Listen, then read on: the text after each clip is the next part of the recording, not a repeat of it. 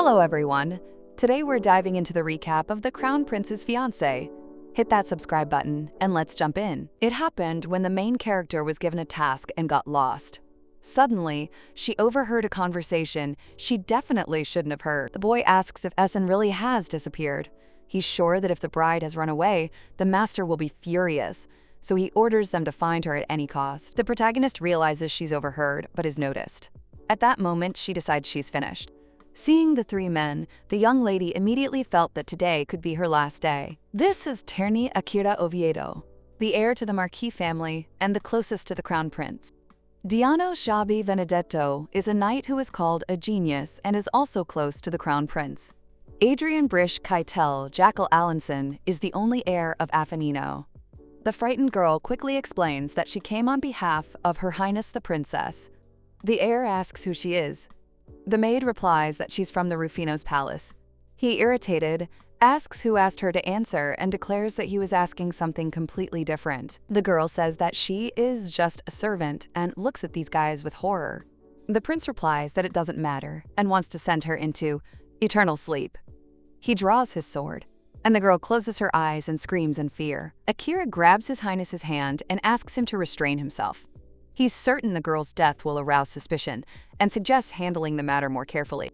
The boy asks the maid how long she had been eavesdropping and warns her not to lie. She cries out that all she heard was that his fiancé ran away.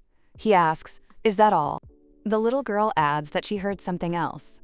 The bride was a man. The boys look at her in shock, and the prince decides that she definitely can't be left alive.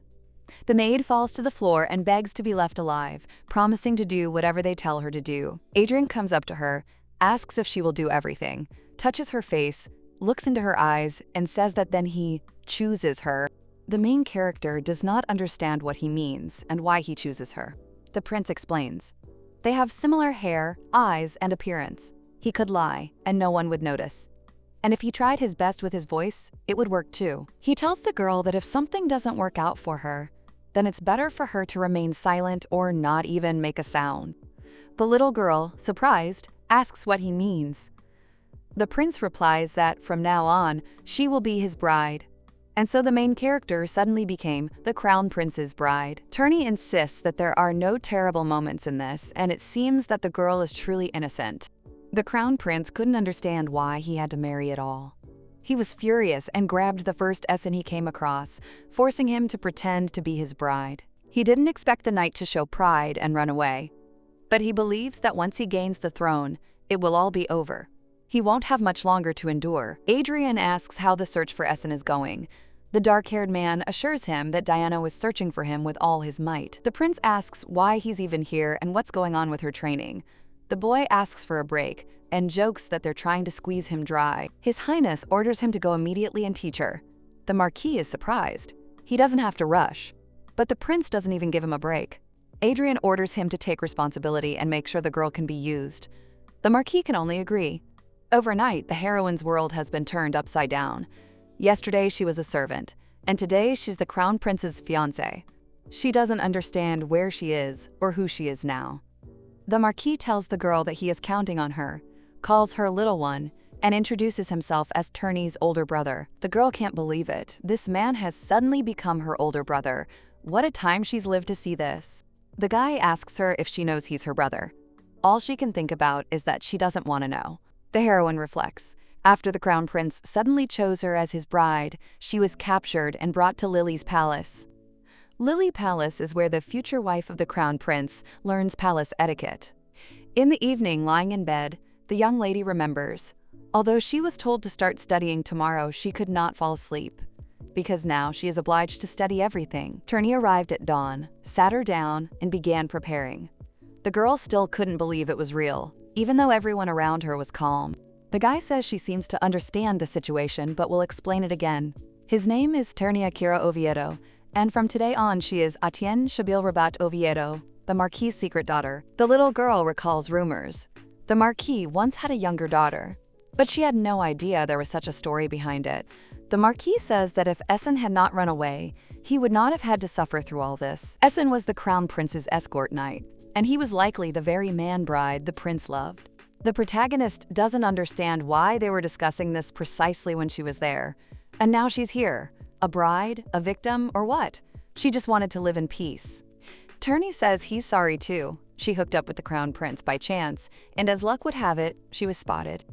But if she wants to survive, she needs to study.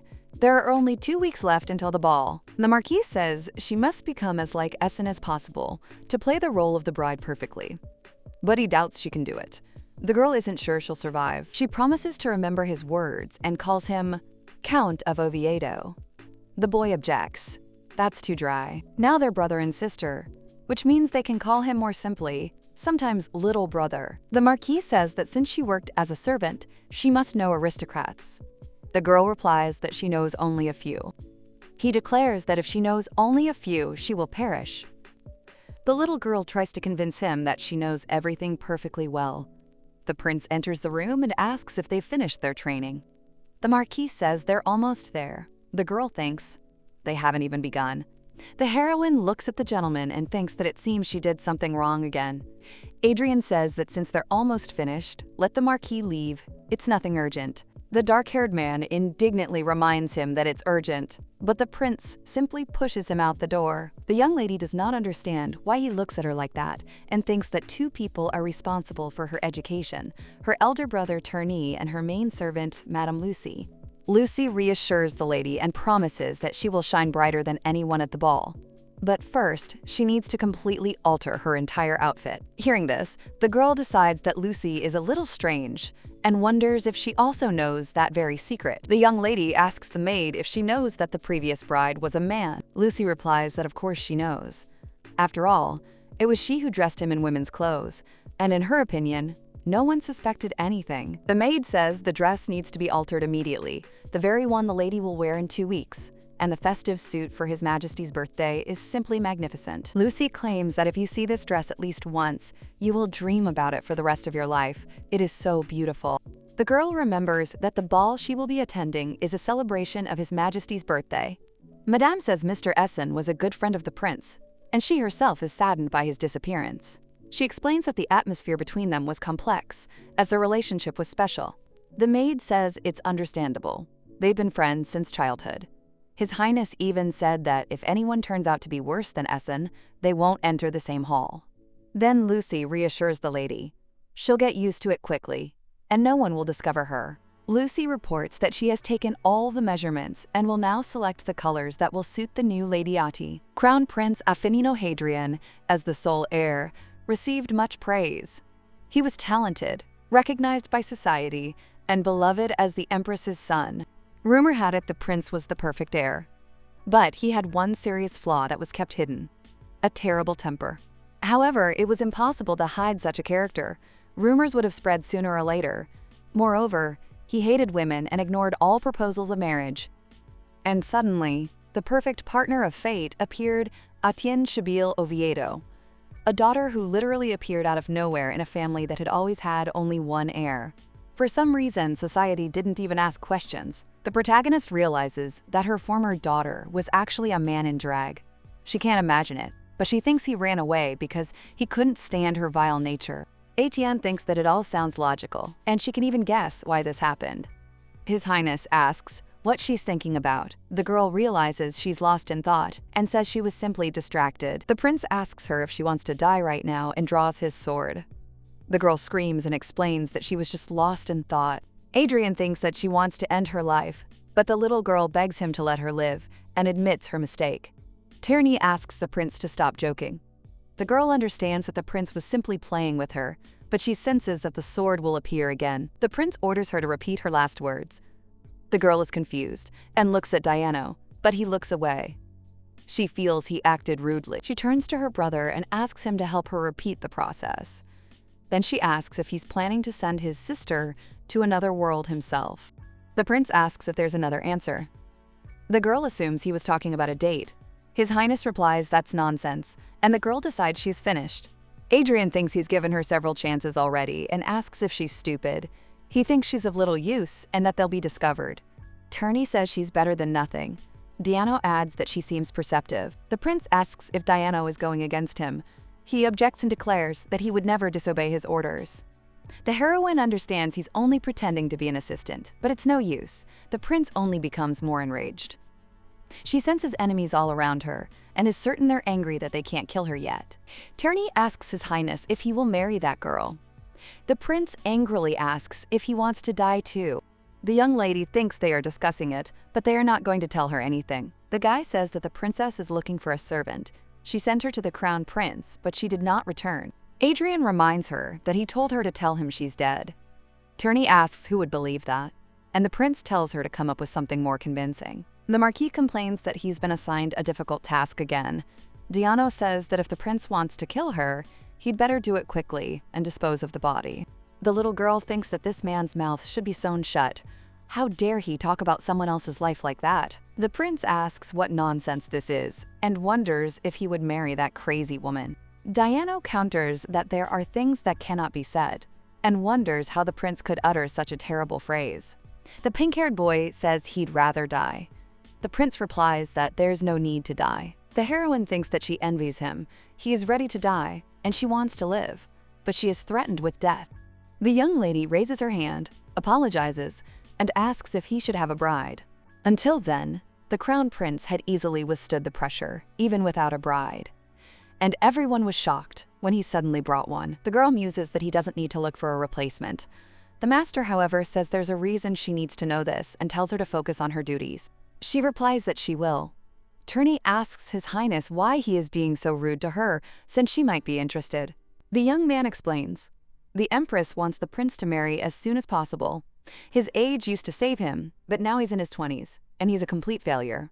The Marquis adds that Her Majesty wants to marry him to a lady, and this girl is very unusual. Adrian thinks it's better to destroy the empire than to marry that crazy woman. The girl thinks he seems to genuinely hate her. The prince asks if Essen has been found. The young man replies that he hasn't, but the search is ongoing, and believes that Essen escaped due to the prince's excessive passion in bed. The little girl is surprised and says that she is just heir here, and invites them to continue the conversation. His Highness notes that the heir has become too talkative lately. Then he says that the guardsman ran away deliberately, and they can't figure out where he went. Diano suggests he might have gone home. The prince counters that he's already checked, and Essen hasn't shown up, so they need to find him quickly. The Marquis is surprised that the prince has a replacement and asks whether it is necessary to continue the search at all.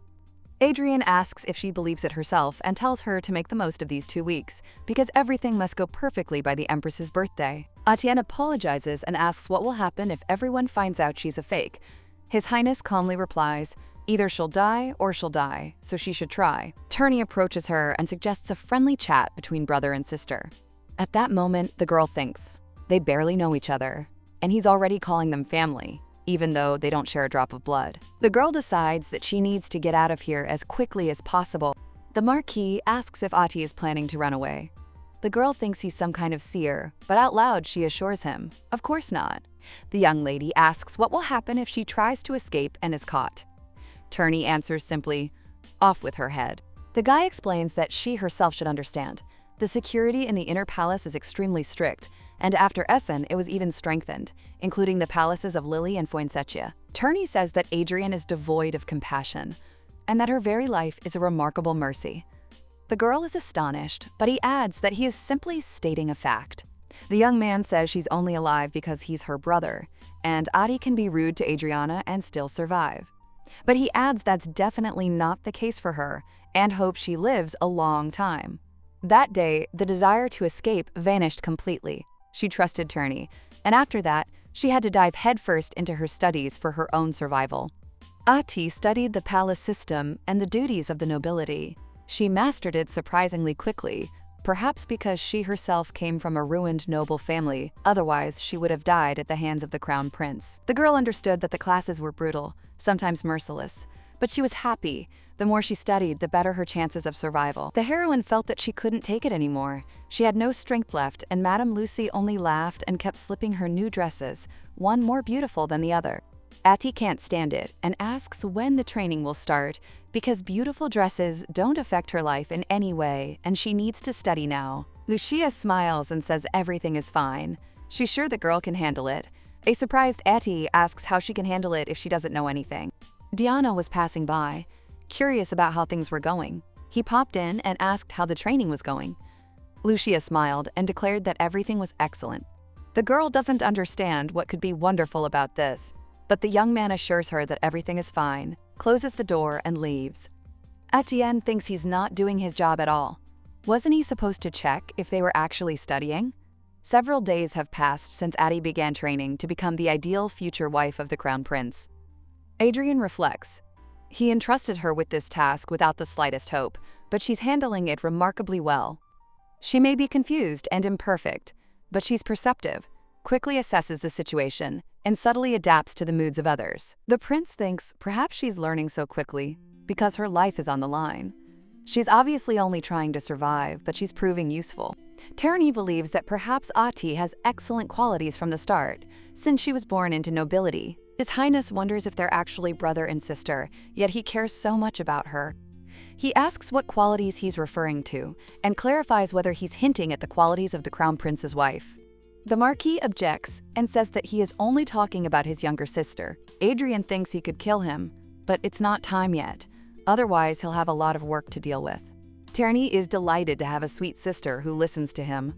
Diana notes that she only listens because he threatens her. The Marquise says that today she is finally starting to dance and asks if the prince will be her partner for the first lesson. His Highness asks if he's serious and calls him a fool.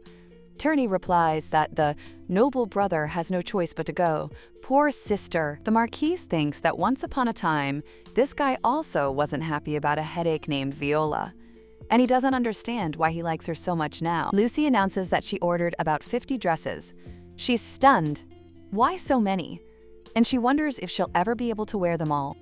The lady assures me that this is the first time she's ordered so modestly, and next time she'll buy 200. And she asks, isn't it fun to choose? The heroine thinks Lucy is just playing with her like a doll. Meanwhile, Lucy is already planning her accessories for tomorrow and smiling again. The young lady thinks this smile will drive her crazy. Lucy suggests they sit for a while. Ati looks at the dress and thinks how enormous the scope is. After all, she once had a hard time buying even a cheap dress. The girl thinks that if she steals even one, her life will end instantly. She needs to stop. But why doesn't he come? She approaches the door and overhears a conversation. Madame Gabrielle is now with the Empress, perhaps because she wants to marry His Highness. The heroine knows that Gabrielle is a lady from the Chancellor's famous family and wonders, is she the mad woman the prince mentioned? A maid asks her friend why the prince hates Gabrielle so much, considering she's beautiful. Another replies, rumor has it that His Highness loves men, which is why he can't stand Gabrielle or other ladies. The maid asks, then why does he need Lady Etienne? The maid replies that rumor has it that Etienne is just a cover. The heroine thinks she's been exposed.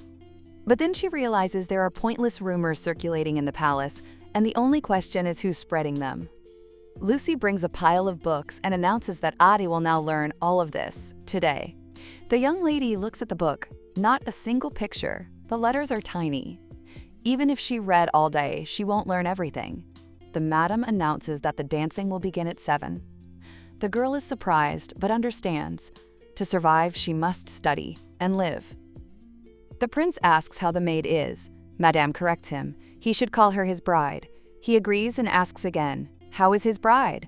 Lucy replies that she's doing just fine, and asks where he found such a sweet and obedient lady. She may not be as good-looking as Knight Essen, but she's more fun to decorate. The woman says a girl is a real charmer if she's dressed properly.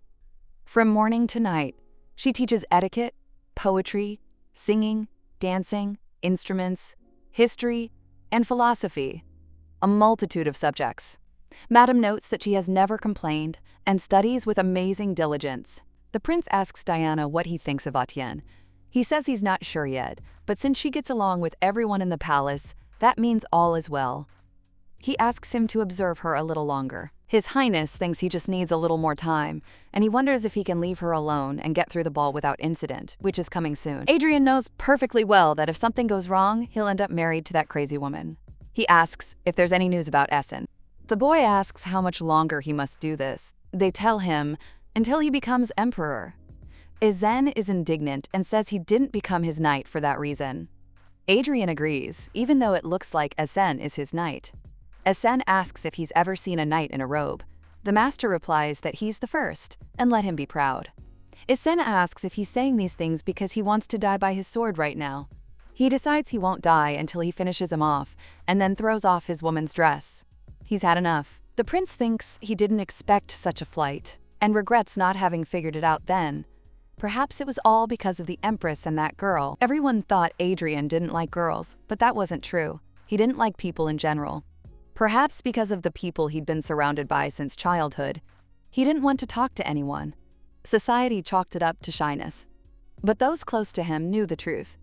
The Empress was displeased that her son showed no interest in ladies. His hatred for humanity began because of that girl. The Empress didn't understand this and ordered, if Hadrian didn't bring a bride within a week, she would marry him off to that girl herself. Although the crown prince had many reasons for avoiding the girl, the main one was this. When she was 7, she hid his horse while he was out riding. The animal died of starvation, and the girl forgot all about it. But even to the prince's questions, she responded coldly. After that, Adrian began to hate everyone, including her. To avoid the wedding, Adrian held balls all week. But as expected, it didn't help. The fateful week flew by. Unsure of what to do, he decided on a desperate measure. He dressed the knight Asena in women's clothing. Naturally, he refused. The prince orders everyone to capture Essen. A servant reports that Albert has arrived from Grace's palace. Adrian realizes it's the Empress's palace and asks them to tell him he's not there. Albert declares he knows he's inside. Then he relays the Empress's orders. Lady Gabrielle has arrived, and he is required to attend tea. Terni greets his sister and asks how much she studied. She replies, whatever it takes. The Marquis says that if she doesn't want to die, as it happens, she must try. The girl is surprised. What does it mean to die, as it happens? The guy explains that His Highness couldn't come, and he's taking his place. The heroine says that's even lucky for her, and thinks it would be nice if both of them disappeared from her life. Terni asks why his sister avoids him and doesn't come closer. He asks if she thinks he's dirty and starts whining. After all, she's his only little sister. The girl decides not to react. He is behaving inappropriately. Lucy clapped her hands. It was time to begin. The young man reminded her that she called him dirty, even though she was holding his hand. The music started playing, and they began to dance. The Marquis says she's quite good at dancing. Madame smiles, notes her obedience, and asks where she studied. Etienne replies that she studied a little before their family's ruin. Madame sighs heavily, and the girl thinks that, frankly, she only sees it as a disaster. Terni says it's all right. Their family won't go broke. She's not alone. He takes her hands, and she thinks it would be better to be alone. Lucy suggests finishing the dancing. The young man says he'll go report. The heroine is surprised. They've only danced once. She's sure they're just too lazy to teach her. The Marquis asks what she's doing and says she should go too. He takes her hand and asks why she thinks he's dirty, since he washed his hands. Adrian thinks he's been tricked. The blue-haired lady says she missed him terribly. The prince thinks that, although he came because of the Empress's order, he has nothing to do here without her. Gabriel asks where he's going and assumes he was embarrassed by the sight of her and is now hiding. She assures him that she feels the same way and asks him not to hide his emotions. And he thinks she was already trying to foist that girl on him, and he decides, even if his mother calls, he won't come for the next few months. The lady says that if he leaves, the Empress will be upset, and then she relays Her Majesty's words. Gabriel says that if he's not there when she arrives, he'll receive an incredible gift. The prince decides to wait. The girl says they haven't seen each other in a while and assures him he must have been so bored he couldn't sleep. She missed him too. The young man simply nods. The lady says he doesn't have to tell. She knows he missed her. He objects, but Gabriel says a strong denial means the opposite and asks how much he missed her. At that moment, Terni, Diano, and Etienne appear. Gabrielle is stunned by this scene. To understand the situation, we need to go back a bit. The Marquis calls for Adrian, but can't figure out where he's gone. Diano explains that the girl has arrived. The black-haired boy exclaims, "Is she really here?" They tell him the Empress herself invited her to tea. Terni tells the protagonist that it is her time to attack. The Marquis greets Lucy. She's surprised. Has he reported already? He replies that something else is important now. That girl has arrived, and the moment has finally come for their Ati to speak. Madame understands what's going on. If Madame Gabrielle has arrived, then Lady Etienne must go too. She explains that Gabrielle is the Chancellor's daughter. The woman clarifies, Gabrielle is the daughter of the Nobel family, who are friends with the Valario family, relatives of the Empress. Therefore, all her love is directed toward one girl. Lucy thinks Gabrielle is a mediocre person. She thinks Madame clearly dislikes her. She knows the Nobel family is very wealthy, and their business is known even to commoners. The heroine remembers that when their family went bankrupt, part of the property went to them, and now she understands that Gabrielle is the daughter of that very same family. Lucy says Gabrielle has a dubious reputation, but she is popular among the nobility. Turney assures him everything is fine, their family is better, and Madame says it's time to get ready. Etienne is surprised. Why? Madame replies, she must go to the Crown Prince. The girl asks why. Madame explains, after all, she is his fiancée and must take him away from Gabrielle. The heroine is surprised. Why should she? She doesn't need the prince. Let that lady take him. But Madame tells her to get up. It's a rehearsal for the ball. Turney says everything will be fine. They're close. The girl feels as if she's growing wings. Diana asks for a moment and says she should wear it. Essen always wore fête dresses after all. The Marquis is in a hurry, otherwise she'll wear him out. The heroine looks at Gabrielle and thinks, so this is what she's like. She believes she's interrupted their meeting and seems to be assessing her. But does Gabrielle know that these two men saved her life? Diana reports that his sword was left on the parade ground and is probably crying there now. And Turney suddenly remembers an urgent matter. It seems he forgot to turn off the light in the room. The main character thought these two were the real traitors. They ran away, leaving her alone in an awkward situation. Gabrielle turns to the lady, reminding her that she hasn't seen her in a while. The prince calmly states that she is his fiancée and is currently terribly busy. The Duchess reports that the Empress has formally invited the ladies to dinner, and, of course, His Highness is expected to join her. The prince immediately says he won't be coming. The lady is surprised, but quickly covers her reaction, assuring her that next time she'll definitely enjoy dinner. Only then does she realize he didn't even say he was busy. The Duchess orders her maid to replace the tea. This one has already gone cold. She emphasizes that she serves this tea only to the Nebel family and has prepared it especially for the prince. When the maid brings the tea, Gabrielle takes a sip, cries out sharply, and demands that the person who prepared it come out. The main character doesn't understand what happened. The tea smells nice, looks normal, no problem is visible. Gabrielle asks the maid if she really made this tea. Then he declares the leaves are wrong and, unable to restrain himself, pours the tea all over her. Etienne is in shock. She doesn't understand what's happening and what it all means. The maid falls to her knees, begging for forgiveness. The Duchess coldly tells her that if she doesn't want her family to suffer, she must behave perfectly. Then she raises her cup, intending to throw it. The young lady grabs her arm and demands that she stop. Gabrielle, dumbfounded, asks what she's even talking about. Ati argues that such a punishment is too harsh. Yes, the maid was mistaken, but the mistress could have shown generosity. The Duchess is indignant. Does she mean to say she's not generous?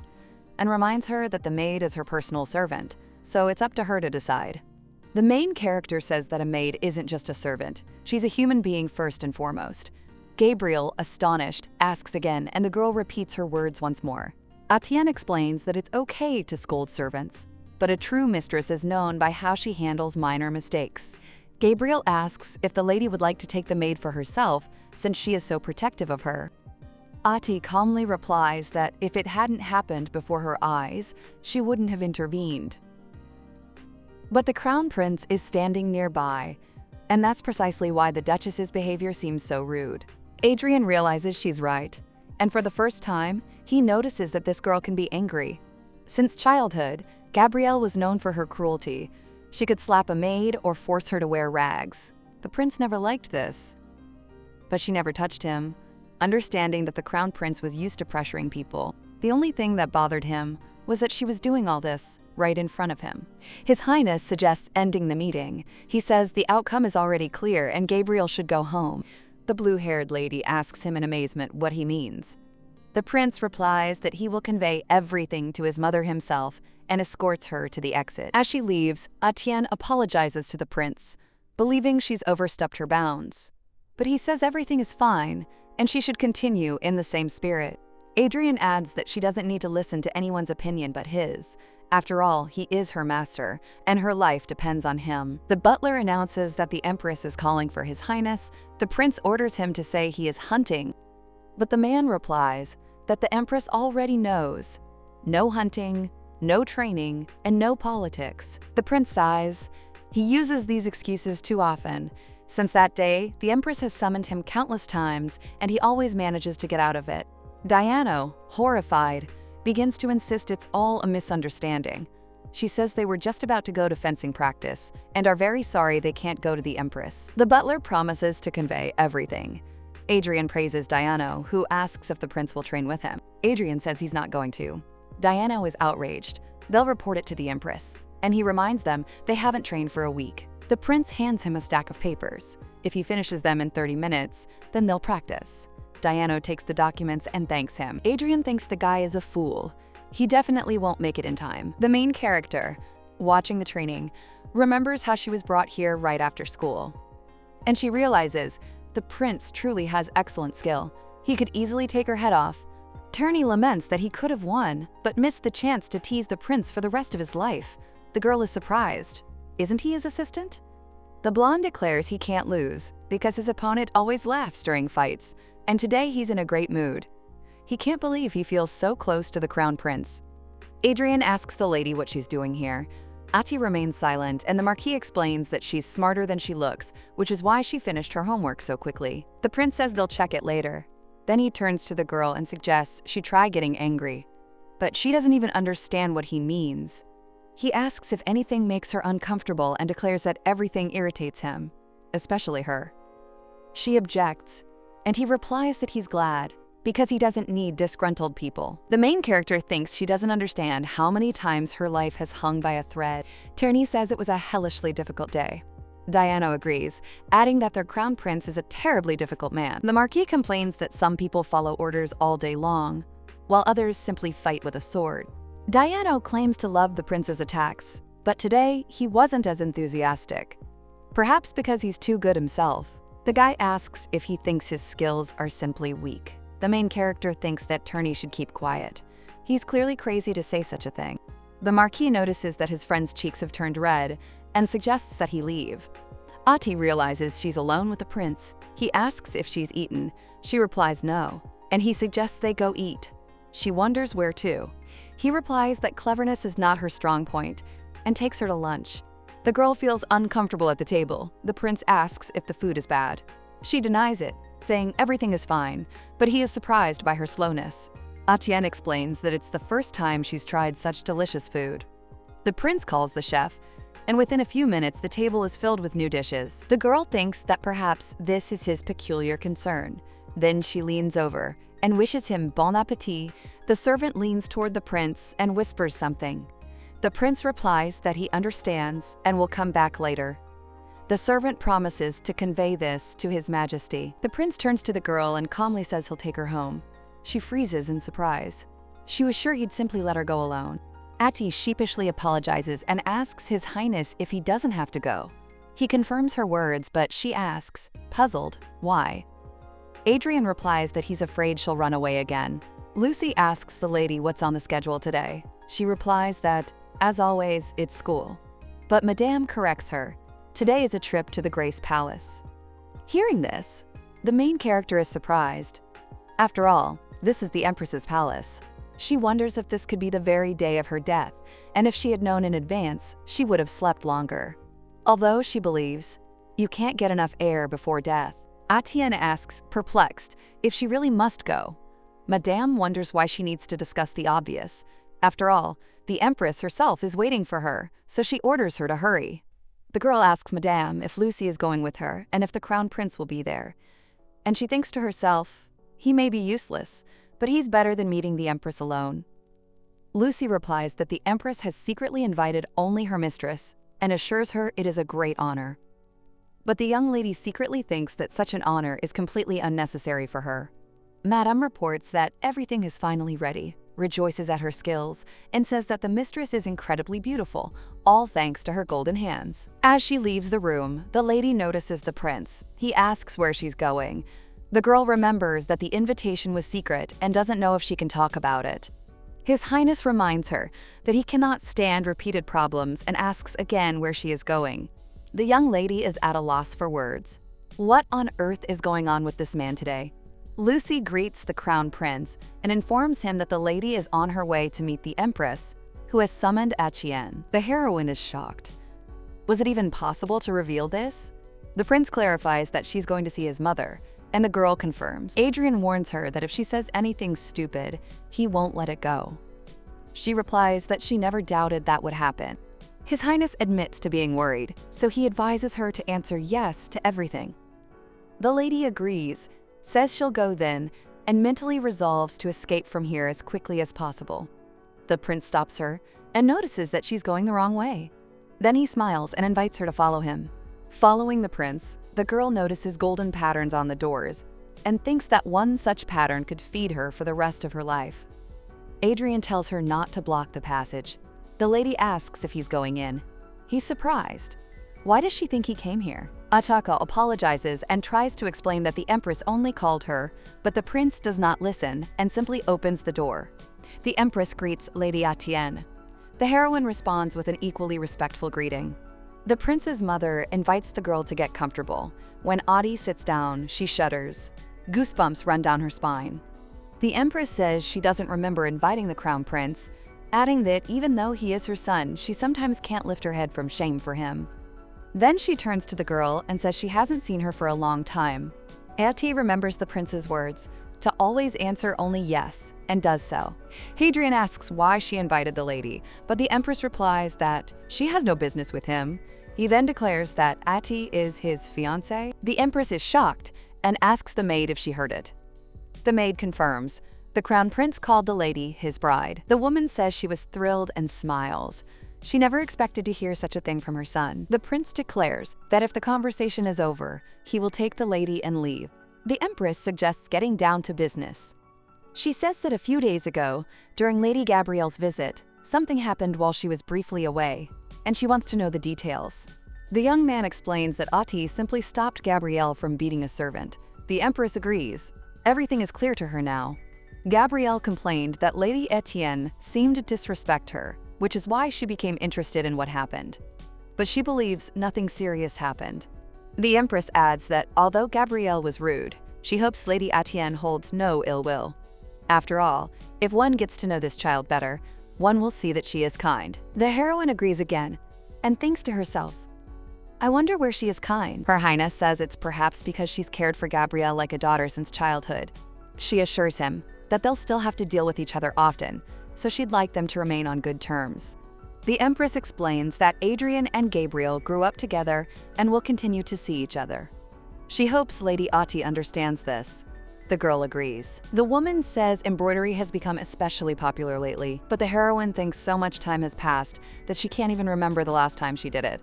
And should she say yes again? The girl reflects that she embroidered so long ago that she no longer remembers either the moment or her youth. The Empress says she'd like to see her work someday and asks if she can count on it. The girl replies, of course, yes, and realizes she's signed her own death warrant. The woman offers, if she doesn't mind, to give one of the embroidery pieces to Adrian. The young lady again agrees. The mother asks her son if he wants such a gift. He replies that he does, but the heroine thinks he doesn't want it at all. He doesn't need her. The Empress says that even though he's her son, he's terribly shy.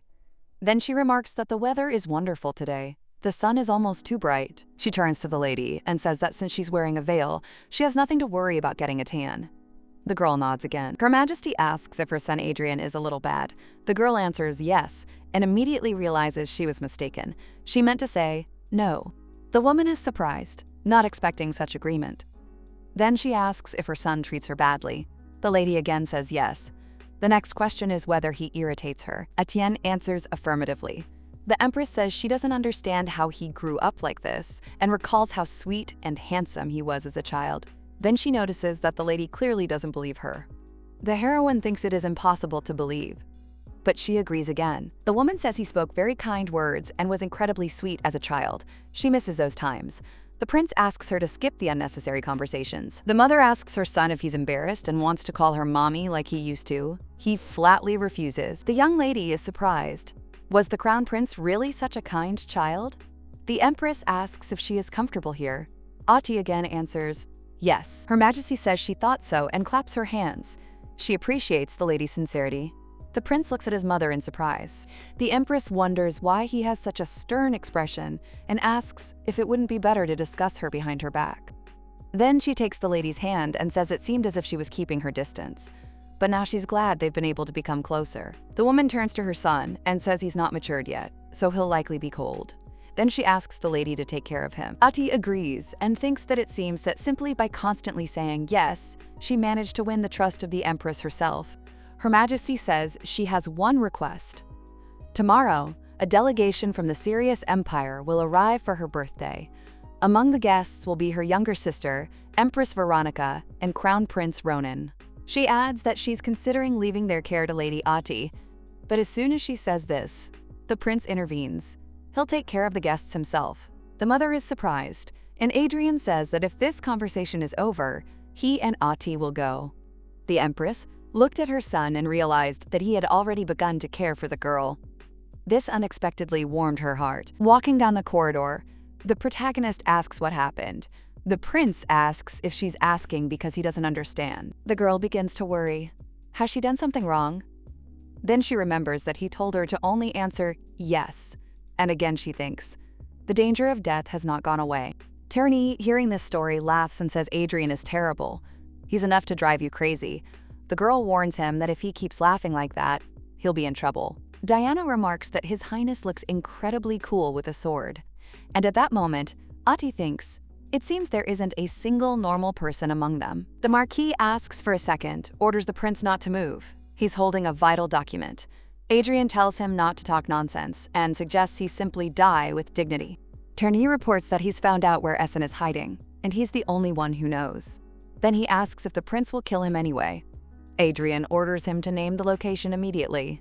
The boy replies that he'll only tell if they let him go. The heroine thinks it seems that he misses a man named Essen so much that they may have true love. His Highness demands to know where Essen is. The Marquis explains that he asked too quickly and doesn't remember anything, and then admits that he simply doesn't know. Adrian orders that this bastard be caught immediately, transferred here, and declares that he will be sentenced to death and thrown out. Diana says that the information did indeed arrive, but it is inaccurate and is currently being verified. He explains, they say Essen wears women's clothing, which is why they couldn't find him. It looks like they'll have to expand the search to include women.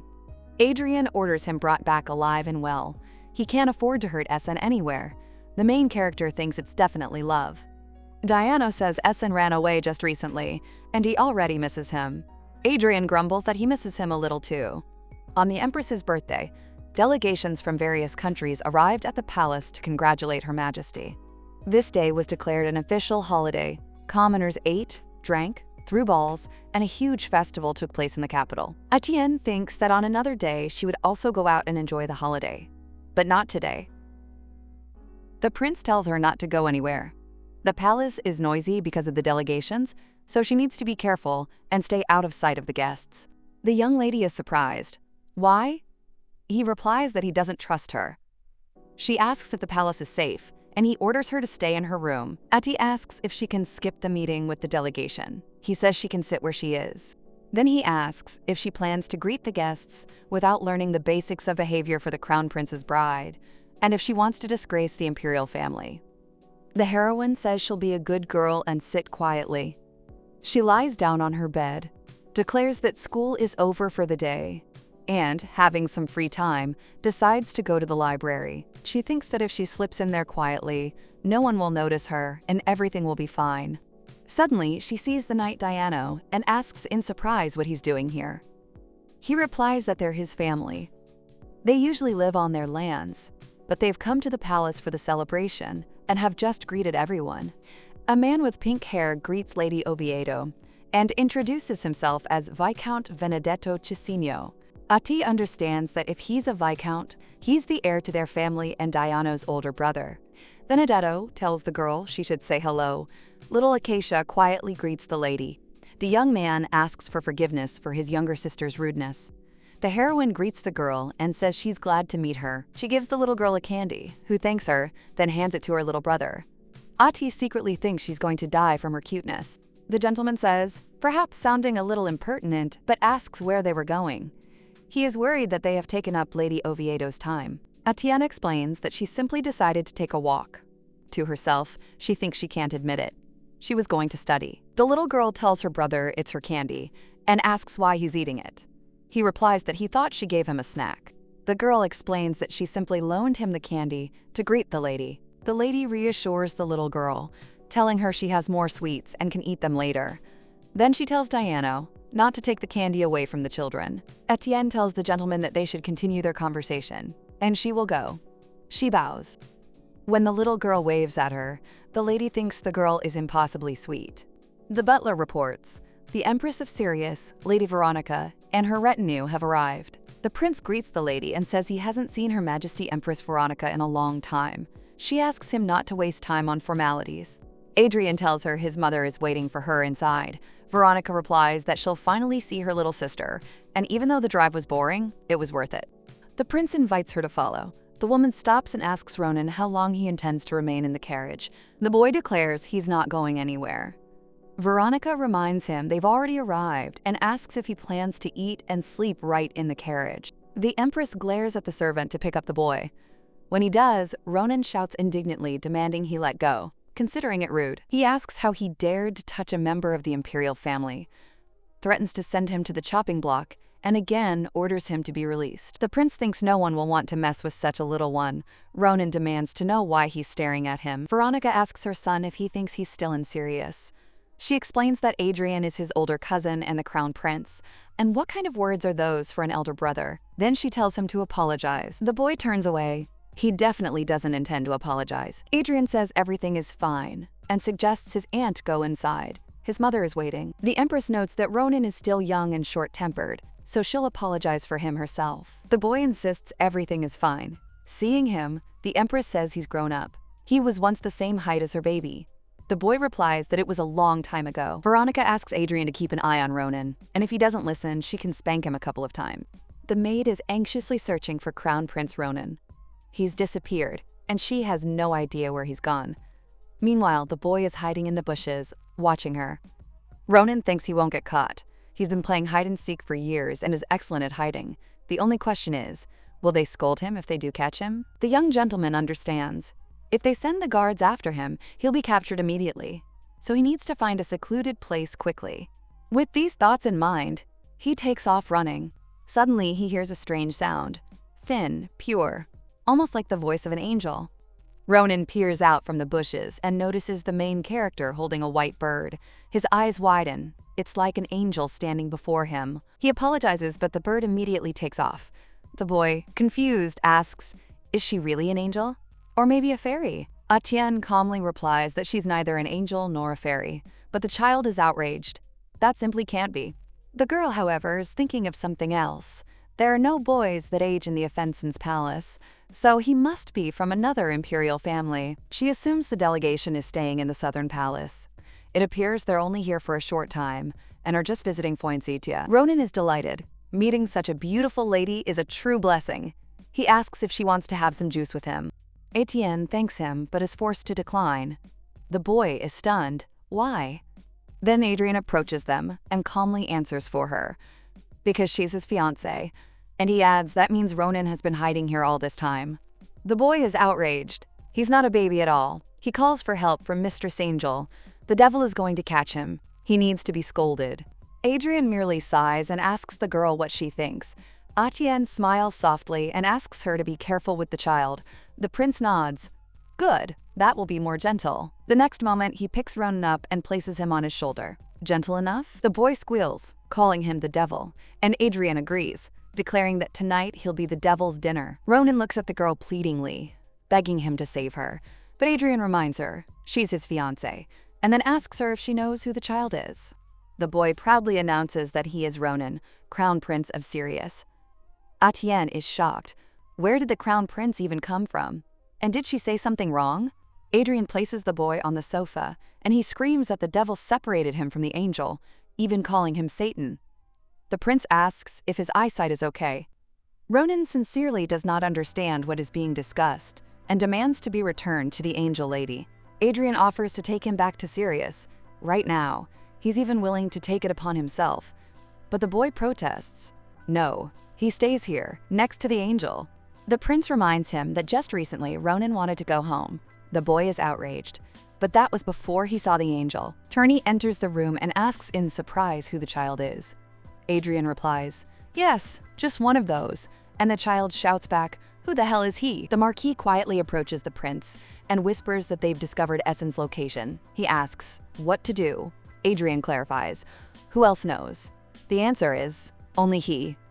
His Highness orders that no one spread the word and that Essen be delivered quietly.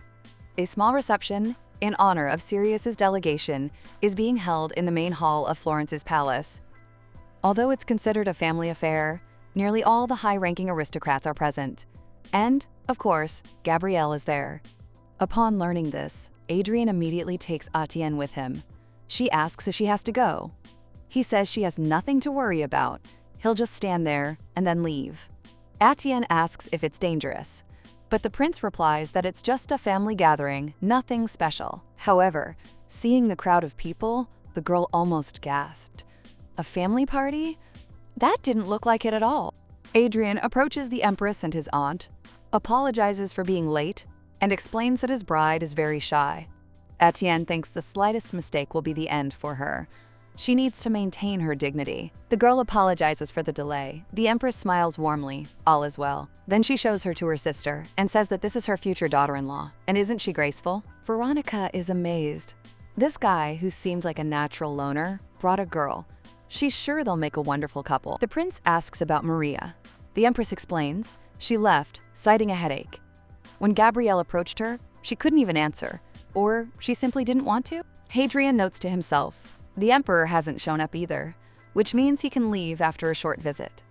Ronan runs up to Etienne and hugs her tightly. She greets the Crown Prince, but he complains he feels distant. She should call him by his name. The lady objects. This is not allowed. It's against the rules. But the Empress gently says it's okay. They're practically family now. Veronica also supports him. They're not strangers. And she asks her son not to be rude to the Crown Prince's future wife. The boy immediately calls Etienne "little sister" and says he missed her. She reminds him that they saw each other earlier today, but he insists that's why he missed her even more. He grabs her hands and asks her to go play. Adrian politely excuses himself and leaves. Ronan asks if she's been to the Sirius Empire. She replies that she's never crossed the border. He promises that if she goes there, he'll show her the entire palace. The prince watches them from afar. The girl notices this and worries about causing trouble. She tells Ronan that she may never get to go there, but if she does, she'll count on him. The music suddenly changes, and the little boy asks if she'll dance with him. The girl looks around and meets Adrian's gaze, who's looking at her very sullenly. Etienne apologizes and says she can't dance today. She suggests doing it later. Ronan is upset but demands a promise. Next time for sure. The lady touches his little finger with hers and promises. The boy asks what gifts she likes. She replies that the most precious gift is a long life. The prince puts his hand on her shoulder and asks her to step away. He doesn't understand why she's so surprised. On the street, the girl turns around and sees Diana. He explains that he noticed her leaving and followed her, along with Acacia. The prince praises him for this. Acacia greets the crown prince politely. Diana apologizes for his brother's disappearance and for having to look after his sister. Adrian says everything is fine and invites them to stay. Etienne greets the little girl and says they've met before. Acacia is surprised. Did the lady really recognize her? Etienne asks if she's enjoying the experience.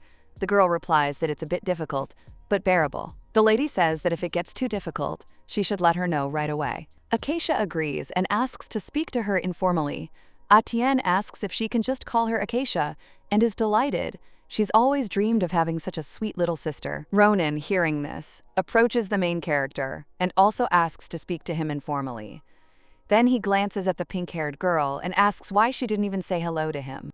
Acacia apologizes and greets His Highness, Crown Prince Ronan. Meanwhile, he's thinking about how he planned to make sure his little sister was his alone. And the little girl thinks that there is some strange boy standing next to her little sister. The boys take the lady by the hand, and the prince, watching them, calls them funny kids. The boy tells the lady that he will call her Ati too. She replies that she doesn't seem to care. Kaguya declares that she'll also call her Ati's little sister. The boy is indignant and sharply replies that he's the one who's friends with Ati, and tells the girl to leave. The pink-haired girl replies that they don't look like they're really friends. Hearing this, Diano apologizes and says that his sister isn't really like that. The prince calmly says everything is fine and offers to leave them. Then he approaches Athene, takes her hand, and quietly asks her to follow him. Kaguya advises the young master to ask Ati herself who she's closest to. But when they turn around, they see only the knight Diano. The girl asks her brother where her sister Ati is, and the boy realizes that the cunning devil has managed to take her away. At this time, the prince feels unusually cheerful and invites the lady to admire the stars, as they are especially beautiful today. The main character agrees, and he notices that it seems like he has never seen her smiling like that before, and thinks how beautiful she is. Etienne says that His Highness seems to be in a good mood, as he has been angry all the time recently. The girl looks at the gentleman in surprise and admits she said too much, asking for forgiveness. He objects, asking her not to apologize and just to hold out until his mother's birthday. Adrian asks if she knows where Essen is, and then says he will let her live. Lucy claims that she truly is getting better day by day. Hearing this, the protagonist is surprised and recalls how, after he told her he would let her live, she has been holding on day after day. Madame says that she still has a long way to go and suggests that she try to smile a little more mysteriously. The young lady smiles and asks if it's okay. The woman replies that it's not enough and asks for more mystery and grace. Lucy is upset because she thought that the girl would achieve success today and suggests that she look at her like, this is how you should smile. Etienne looks at Madame, unable to comprehend how such an expression could be made. The woman, however, says that a noble lady should be able to express her opinion with a single smile, and that requires an eye that can discern such nuances. Lucy explains that high society is a battlefield where it's easy to deceive others' feelings, and the protagonist wonders if she'll be able to master this art. Diano reports that Kaguya wishes to see Madame Ati. Madame suggests they rest for half an hour. The main character asks to tell the little girl that if she waits just a little bit, she will come right away. Lucy notices that the lady clearly loves children and says that this is wonderful, but warns, you need to be careful with little ones. They are very sharp. Kaguya, upon seeing the main character, joyfully says she's missed her very much. Lady reciprocates the sentiment and thinks what a sweet girl she is. Ronan asks if she missed him. Lady, seeing him, wonders where he even came from, but he claims he didn't hear her answer. Etienne reminds him that he should call her sister, but the boy again demands an answer to his question. The little girl says his sister couldn't possibly miss him, but he replies that he wants to hear from Ati herself, not her. Kaguya explains that she said it for her, because her sister is kind and would have been polite enough to say she missed her. She's also sure she feels the same way. Ronan asks the little girl if she wants to tell him how much she missed him. The pink-haired girl cries out that she wouldn't. The main character thinks that at first she thought they liked each other, but now she understands these are just childish quarrels of future friends. The lady asks if they've become friends. The boy immediately objects, asking who would be friends with such a small girl. The girl retorts that he should keep quiet and decides to leave it at that. Etienne says she's brought them some cookies and asks who wants to try some. The children immediately agree, and the lady adds that she has plenty. They can take as many as they want. The main character watches the boys and wonders if she would feel the same if her youngest were alive. Then she asks if the cookies are tasty. Ronan says it's too sweet and he wouldn't normally eat it, but he admits that the cookie is delicious because Ati gave it to him and takes another bite. The lady understands that he liked it, and the little girl with pink hair asks her sister if she likes His Highness the Crown Prince. The main character doesn't know what to say because she doesn't like him. Then she says that His Highness is a sensitive man, adding that the main thing is to look at a man's character and his humanity. Kaguya says she realized what to look for. It's valuable advice she heard for the first time. That evening, lying in bed, Ronan finds it all strange. They hardly see each other. And he notices that in recent days, Tierney and Diano have been looking for Ati most often. The boy thinks, if he loves her, why doesn't he even come? After all, he misses her so much every day that he feels like he could die from it. Mother asks what terrible plan he's up to again. The little one begins to explain. Meanwhile, the main character stands next to the prince and does not understand why they were suddenly called. The Empress says she's heard an incredibly sad story. The prince irritably asks what nonsense she's heard this time. His mother reproaches him for his rudeness and informs him that she heard about their quarrel. Adrian asks what she did again, but the main character assures that nothing. The Empress said people were whispering. The future bride and groom looked gloomy. She was proud of them, because among those who see marriage as nothing more than a transaction, they could become a couple who truly love and care for each other. Her Majesty recalls that she and her husband married for love, despite their families. It was almost a miracle. Therefore, she was delighted that Adrian had also found his soulmate, and decided to accept any girl who loved him. The young gentleman asks what she's getting at. The mother explains that they're rumored to walk around without holding hands, and asks if they've ever kissed. The main character is scared and doesn't know what to do. She wants him to say at least a word, otherwise she'll be lost, and then she exclaims that they kissed. Etienne looks at the prince and quietly tells him to be less surprised, and to nod as if everything happened just like that. She explains that, of course, they kissed. They just did it in a private place. The young man asks how they could show something like that in public. The Empress says she had no idea. The young lady explains that she's too shy, so she keeps her distance, and that's probably why everyone got the wrong idea. Etienne says she wishes to maintain her status as the crown prince's fiancé. Hearing this, Her Highness commends such thoughts, though she recalls how she usually trembles with fear. After speaking with his mother, the prince asks when they ever had the chance to kiss. The lady replies, never, and explains that the Empress was simply worried and thought she had done something wrong. The young lady looks at the prince and notices that he has that expression again. Normally, she wouldn't notice such a trifle, but for some reason, the thought of his lies won't leave her mind. Adrian asks if she's ever kissed anyone. She replies that she hasn't had her first kiss yet. He's surprised and then offers to accompany her to Lily's palace. The prince extends his hand to the girl and asks if she will take it. Ati remembers hearing similar words before and decides he does it without any emotion, easily, as if it means nothing. The girl thinks how she hates her vain hopes. She apologizes and asks why His Highness hates Lady Gabrielle. Adrian asks if she really doesn't understand, even after what she saw.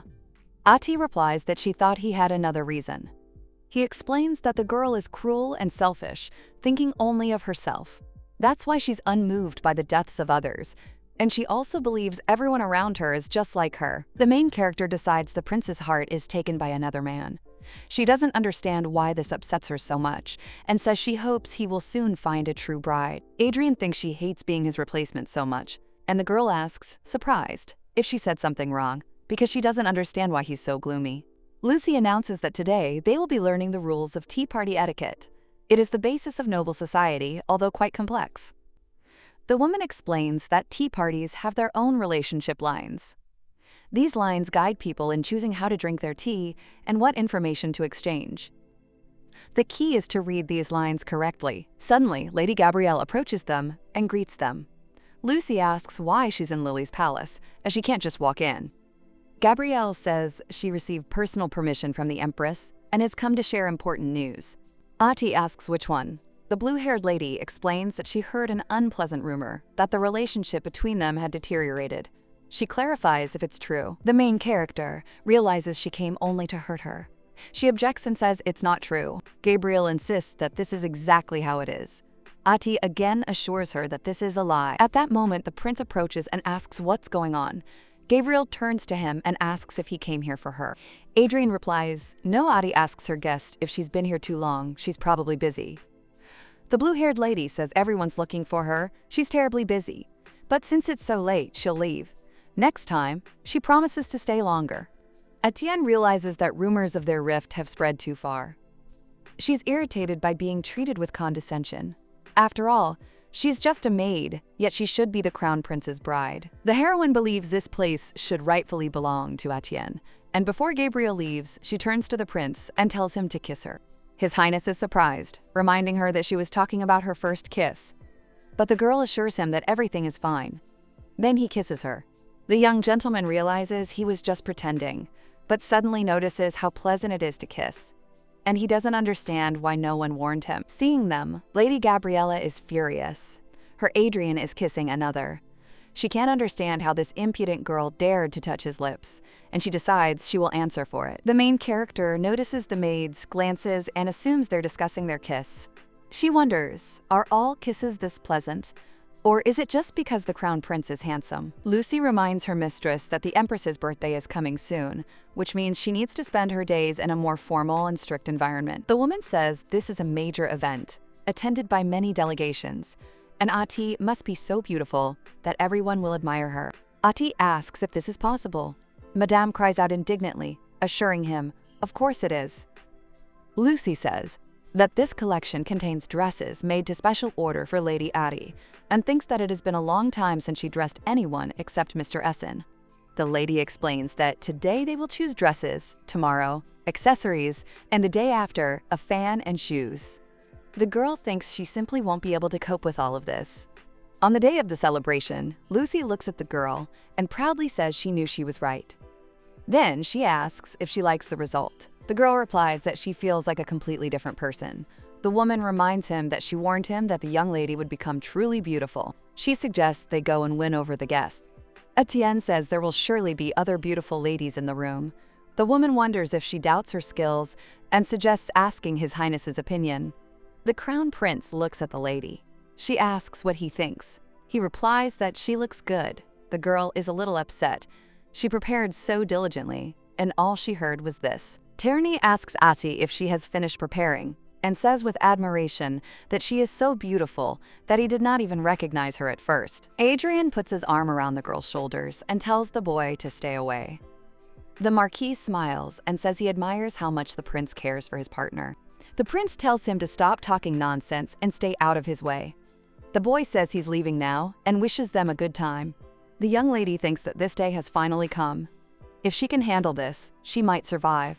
The butler announces the arrival of the Empire's stars, Crown Prince Adrian and the future Crown Princess, Lady Oviedo. The young gentleman takes the girl by the hand and tells her to walk next to him. Everything will be fine, she prepared carefully. The heroine looks at the man and understands that, of all the people she needs to deceive today, the most important is Emperor Karl Roman. The Empress invites them to the table, as a place has been prepared for them. She thinks the two are as charming as ever and tells the girl she looks delightful today. Ati thanks her. She senses the grandeur in every word the Empress speaks.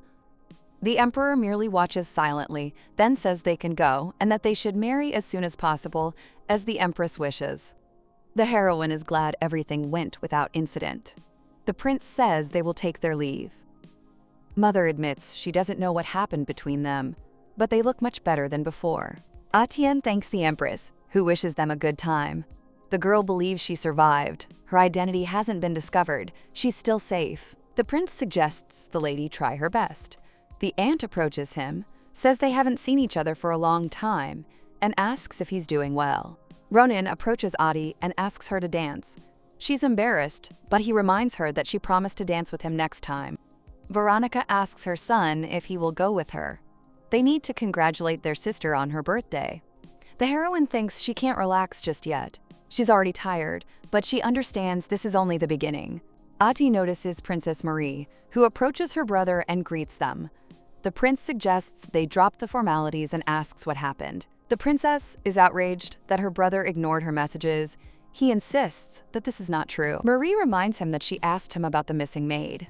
Adrian is surprised and asks if they really have to discuss it right here. The princess says she'll come to Poinsettia Palace later and hopes he'll make time for her. She then wishes her sister a pleasant evening. The main character doesn't understand the meaning of their conversation, and the prince thinks that if she does, he'll have to get rid of her. The girl feels like she's on the brink of an abyss.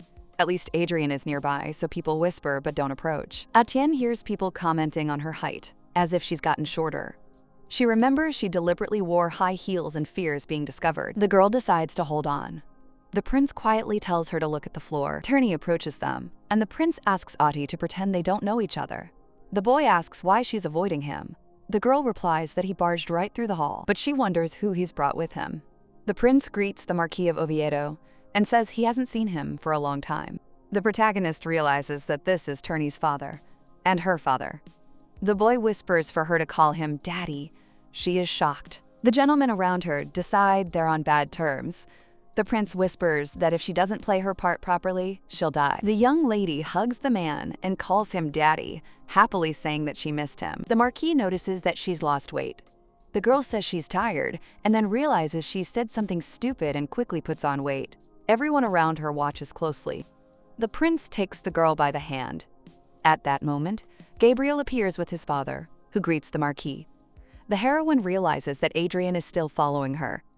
Gabriel declares that his gaze is too passionate and embarrasses her. The blue-haired lady tells Tierney that his gaze is meaningless. After all, her heart is only for His Highness. The boy is surprised that she has made the prince and Tierney so tense. Adrian tells the girl that her legs must be hurting. Then he declares that for the sake of his fiancée, they need to change locations and bids the Chancellor farewell. Diana says he's been looking for His Highness for a long time. The prince asks him to put on a disgruntled face and disperse the crowd. The heroine enjoys the silence, but suddenly notices Gabrielle. She has come for them again. Gabriella says that she also decided to rest, and asks Ati what gift she has prepared for the Empress. Ati remembers Tierney's words that their family will prepare a gift for her, and the prince will present it along with her, so there is no need to worry. The lady confidently says that she prepared the gift together with the crown prince, and will later personally present it to the Empress. Gabriella states that no matter how rare her gift is, it still cannot compare to her own. The prince watches Gabrielle and says that he hasn't seen her make such an expression in a long time. The blue-haired lady dramatically declares that since everyone wants to hear it, she'll tell them. The girl is surprised, as she didn't ask anything. The Duchess announces that her gift is a set of plates from the Master Virgin, all of whose works have long been sold out. Gabriella adds that the Empress collects plates and is especially fond of Virgin's pieces. The heroine is surprised. She is sure that she is seeing plates for the first time, but for some reason, it seems that she has often encountered them before. The Duchess says it's pure luck to get such plates. The prince advises Ati to simply ignore her. Gabrielle declares that she will be the prince's partner in the first dance, but he asks Ati if she will give him this dance. The heroine looks at Gabrielle and hopes that at least she won't cry. Gabriella says he takes such sweet care of Ati that she's afraid she'll get jealous. The young lady genuinely doesn't understand what's going on in the Duchess's head. The lady with blue hair says that he who laughs last, laughs best, and leaves. Adrian asks if the girl laughed. She replies no. The music starts playing, and they start dancing. The heroine understands she didn't want to be the center of attention, but people make way for her. There's no room for error here. His Highness asks her to relax. She recalls her first dance lessons, when she constantly stepped on her father and brother's toes. Suddenly she realizes she stepped on the prince's foot. She's angry with herself, because everything was perfect during training. Diana informs the prince that Princess Marie has returned to the palace, and that the Empress is still in her place. The heroine thinks they seem to have forgotten about her mistake. Diana adds that Turnia has gone to see the Marquis of Ephesus off. The prince tells the lady that they are leaving too. She is surprised. Can they really just leave like that? As she walks down the stairs, the girl thinks that her heels are too high and that her legs hurt terribly after dancing. Adrian notices her condition, picks her up, and asks if she can walk. She says she thinks she sprained her ankle. The gentleman understands that it is not surprising. She is tired after walking in such heels and is simply overtired. The heroine doesn't understand this strange feeling. It seems as if she's been captured by a mirage, and she's afraid to even breathe. She thinks that if she touches him, he will disappear. The prince looks around and doesn't see her nearby, deciding that a ghost is haunting him. Adrian is surprised by his behavior and thinks he might be dissatisfied with something. But she remembers how hard she tried and says it's time for them to go back. The prince decides she's ill, picks her up again, and carries her away. The girl feels like she's about to die of shame. Terry asks Diana what's going on with His Highness. He replies he doesn't know and assumes it's all because of the ball. He's surprised. After all, the Empress and the aristocrats didn't notice anything and didn't realize it wasn't Essen. Diana asks how the search for Essen is going. The boy replies that they are searching, but all the clues turn out to be traps. The pink-haired gentleman grumbles, calling him a cunning bastard, and wonders if he plans to hide for the rest of his life. But he's sure he'll emerge from the shadows sooner or later. Turney says the job is done and suggests they leave. At this point, the prince feels strange. As soon as he closes his eyes, that moment with the girl appears before him again, as if he's still stuck there. And he doesn't understand what's happening to him. In the morning, the heroine wakes up and doesn't know what she should do now. Lady Lucy enters the room and asks her mistress to get up quickly. The girl apologizes and asks how long she must play the bride. The lady replies, "Until the return of the knight Essen," though she immediately assures him that they cannot wait for him. Madame suggests seizing the opportunity and seducing the crown prince. Perhaps she'll become his true bride. He asks her what she thinks of the idea. Etienne, shocked, asks if she's suggesting she die. Lucy only smiles and asks where she's ever seen a kinder person than His Highness. Lying in the bathtub, the heroine thinks the prince really is a little kind. Lost in thought, she heads toward him. But the prince looks at her in surprise and notices that her clothes are too transparent. The girl realizes the horror of the situation, and he apologizes and quickly leaves. A couple of minutes later, she returns and apologizes for the wait. But his expression has grown even grimmer. The prince comes closer, looks her straight in the eyes, then abruptly turns around and leaves. The heroine doesn't understand what it was and feels as if she's being targeted. Adrien tells the doctor he's been seeing all sorts of weird things lately and asks if he's okay. The doctor thinks it's stress and he needs rest. The prince thinks rest wouldn't have helped, otherwise he wouldn't have asked. Then he says it doesn't matter and dismisses the doctor. His Highness reflects that if he continues to observe the girl, he will sooner or later figure out what's wrong with her. After all, she was a servant. Lucy, seeing the prince, is surprised by what he's doing there and asks if he's come to see Madame Etienne. She wonders if he likes her. The prince is amazed at how stupid she is. The lady asks why he's embarrassed and when he plans to marry. He thinks it's best to have it in the summer. The young gentleman is at a loss. What wedding? He had no intention of getting married, even after becoming emperor. Madame dreams of an outdoor ceremony and is ablaze with excitement. Then she asks what happened to their cute crown prince. The prince understands that she still calls him that, and the woman explains that it's because she loves him with all her heart. Adrien says he wants to ask about At and wonders what the lady did to her face on the day of the festival. Lucy is certain the prince has fallen in love with his mistress's appearance. He protests, saying it's not so, but she is certain he's simply embarrassed. The prince says it doesn't matter and leaves. Madame explains, it's all her beauty, she's just tweaked it a bit. And if you sneak a peek, the girl seems downright ordinary. Madame is like a canvas, waiting to be transformed into a masterpiece. She insists that any color suits her, and she shines even brighter. The gentleman grumbles that Essen is still more beautiful. Lucy agrees. They can't be compared. Essen was Affanino's most handsome man. The boy thinks she's right, but for some reason the thought makes him sick. The woman says that Etienne needs to be dressed as best as possible. It brings benefits, and she even feels happier. Adrien replies that he's pleased with her words and will count on her. Lady asks him to simply leave it to her. Etienne greets His Highness and is surprised at how he can seem so nice. He asks her to step out for a moment and then return, and the girl obediently does as she's told. The prince thinks she's cute and offers her a seat. She sits on the windowsill, and he wonders why something strange is happening to him. The lady turns to him, and he looks at her and thinks that she is like a little chick. Turney, seeing the gentleman, doesn't understand what's wrong with him. Then he tells the girl that she looks like she'll soon die and asks her to consider how Adrien has been acting lately. The frightened lady says, he suddenly bursts into the room and glares, then stands in the grass and glares again, and when they meet, he sighs heavily. She thinks that if he's unhappy, he could have just said so. Why just stare and leave? Diana notes that this all looks like preparation for an escape, but the situation is strange. Turney adds that this is the first time he's seen him like this, as if he's mad with rage. The Marquis asks how serious the situation is if he's been acting like this for days. The lady asks him to stop discussing this and what she should do to survive. The boys chorus, escape. She can't believe there's no other way out.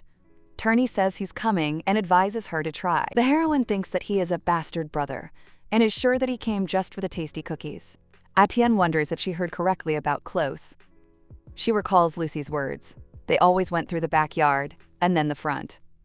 She thinks that if it doesn't take long, everything will be fine. But, going straight ahead, as Madame told her, she still does not find the garden and does not understand where it is. The girl decides to ask for directions, but suddenly sees the prince and lady. She hides and watches. The atmosphere seems strange. The stranger confesses that she likes Mikkel. The heroine realizes she's accidentally witnessed the confession and decides to quietly leave. The lady asks why he's silent and asks him to accept her feelings. Ati looks at the boy and understands why she might fall in love with him. But then she notices that he looked in her direction and walks straight towards her. The lady exclaims that she doesn't like him. The guy is surprised and says she misunderstood him, but he's curious. Will they be able to meet again? And he asks about it. Mikhail reports the delegation's progress to the prince. Adrian says the journey was difficult, but they did a great job. The boy thanks His Majesty, but the prince says that since he only returned today, he could rest for a day and submit a report later. Mikhail is surprised. Usually he's dismissed immediately after his report, but he says he feels more at ease resting after the work is completed and thanks him for the concern. The prince allows him to go. When the boy emerges, he's surprised. Although it's a small thing, the prince stared intently at his face. After 5 months in a foreign country, he can't understand what could have changed. The gentleman is sure that if Gabriel finds out, he will make a scandal. She will definitely not like it. Marie asks if this sounds like falling in love. The boy is perplexed by the nonsense she's talking about. Ati asks what kind of horse is tormenting him so much. After all, when he wants to tame something, he always walks around exhausted. The princess asks which horse exactly he's talking about. Could he be talking about the popter he wanted for himself? But which died? Hearing this, the prince thought. After all, he himself had behaved exactly the same way when he dreamed of a new horse. The lady asks if there is anything besides horses that could captivate him so. Adrian tells her to shut up, but she immediately demands to know why and what he's trying to achieve now. Meanwhile, he's desperately searching for time to think things through. The princess reminds her brother that she's actually asking a question and asks if he's listening. Then she demands the return of her maid. Marie says he constantly ignores her whenever the conversation turns to the maid. Then she asks him point blank if he's fallen in love with her. Then the Empress appears and wonders why her children are standing so calmly and as if they are waiting for her. The girl tells her mother that she thinks her brother is obsessed with the idea of a new horse again. All he does, she says, is agonize, reminisce, and go around in circles, which means it's definitely the horse. The mother turns to her son and reminds him that he already has 2,000 horses in the stables, and he probably doesn't even remember half of them. Then she asks what new horse has appeared this time. Adrian objects, insisting that it's not like that at all. The princess immediately asks what exactly is wrong and reminds him that he himself said he's been thinking about her all day, more than enough signs of love fever in her opinion. Her Highness nods to her daughter. She's right. He doesn't even ride all his favorite horses. The Empress finally tells him to know his limits. The prince denies all this is true and declares he will leave first. The Empress is surprised. Is he really suffering so much? And concludes, it seems he really has found a horse to his liking. Adrian realizes that all the chaos began after Essen's escape, and if he returns, the strange behavior will disappear. Therefore, he must be caught at all costs. Meanwhile, the main character remembers that she managed to reach the garden, but got lost. No matter how far she walked, she kept ending up in the same place. She would even be glad to meet someone. Suddenly, she spots a silhouette and asks to be shown the way back. Coming closer, she realizes it's the same man from yesterday. She worries. What if he realizes she's Etienne? The girl decides that she simply has to go back the same way she came. She spots the guy and realizes she's going the wrong way. She decides to turn around and runs, but suddenly trips. The gentleman manages to catch her and asks if everything is all right. Ati thanks him and assures him that everything is fine, but then realizes the veil is gone and tries to figure out where it went. She hopes that everything is still okay, and he hasn't yet figured out that she is the Crown Prince's fiancée. The girl asks if he can tell her the way back. He asks where she's going. She explains that she wants to return to Lily's palace. Mikhail says he'll take her there. A few minutes later, the girl spots a familiar road and realizes she's saved. She thanks him for his help. Mr. suggests calling him simply Mikhail. But then the maid calls out to them, panicking and asking where Mistress has disappeared to so suddenly. The gentleman says they'll see each other again and leaves. The girl thinks they won't have any more reasons to meet, so that's even better. Turney asks her sister if something is bothering her. The girl says she wants to personally present the Empress with a gift and wonders if she'll like the plate. The boy immediately forbids her to even think about it. Her Majesty has incredibly high standards. Everything will be in vain if she's not at the level of Master Virgin. Ati assures him there's no need to worry.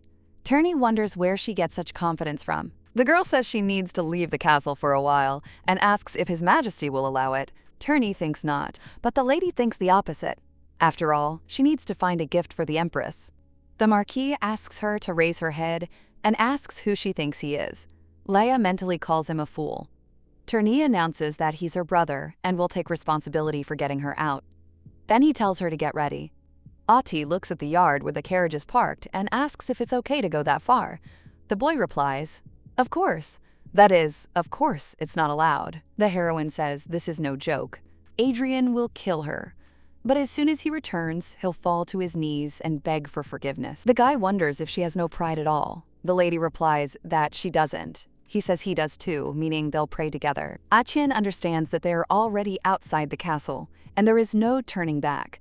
This means they need to finish the job as quickly as possible and return. She shows the house and says they're supposed to be here. The young gentleman is amazed. This is the Rentry district, ordinary commoners. Why have they come here? She replies that she has business here. Turney clarifies, aren't they here to get a gift for the Empress? The girl suggests they just follow her for now. The Marquis approaches the door and is surprised. It's just an ordinary barn. He doubts anyone lives here. The lady knocks and he grumbles that there's clearly no one here, but the girl is certain of the opposite. The person they need should be waking up right about now.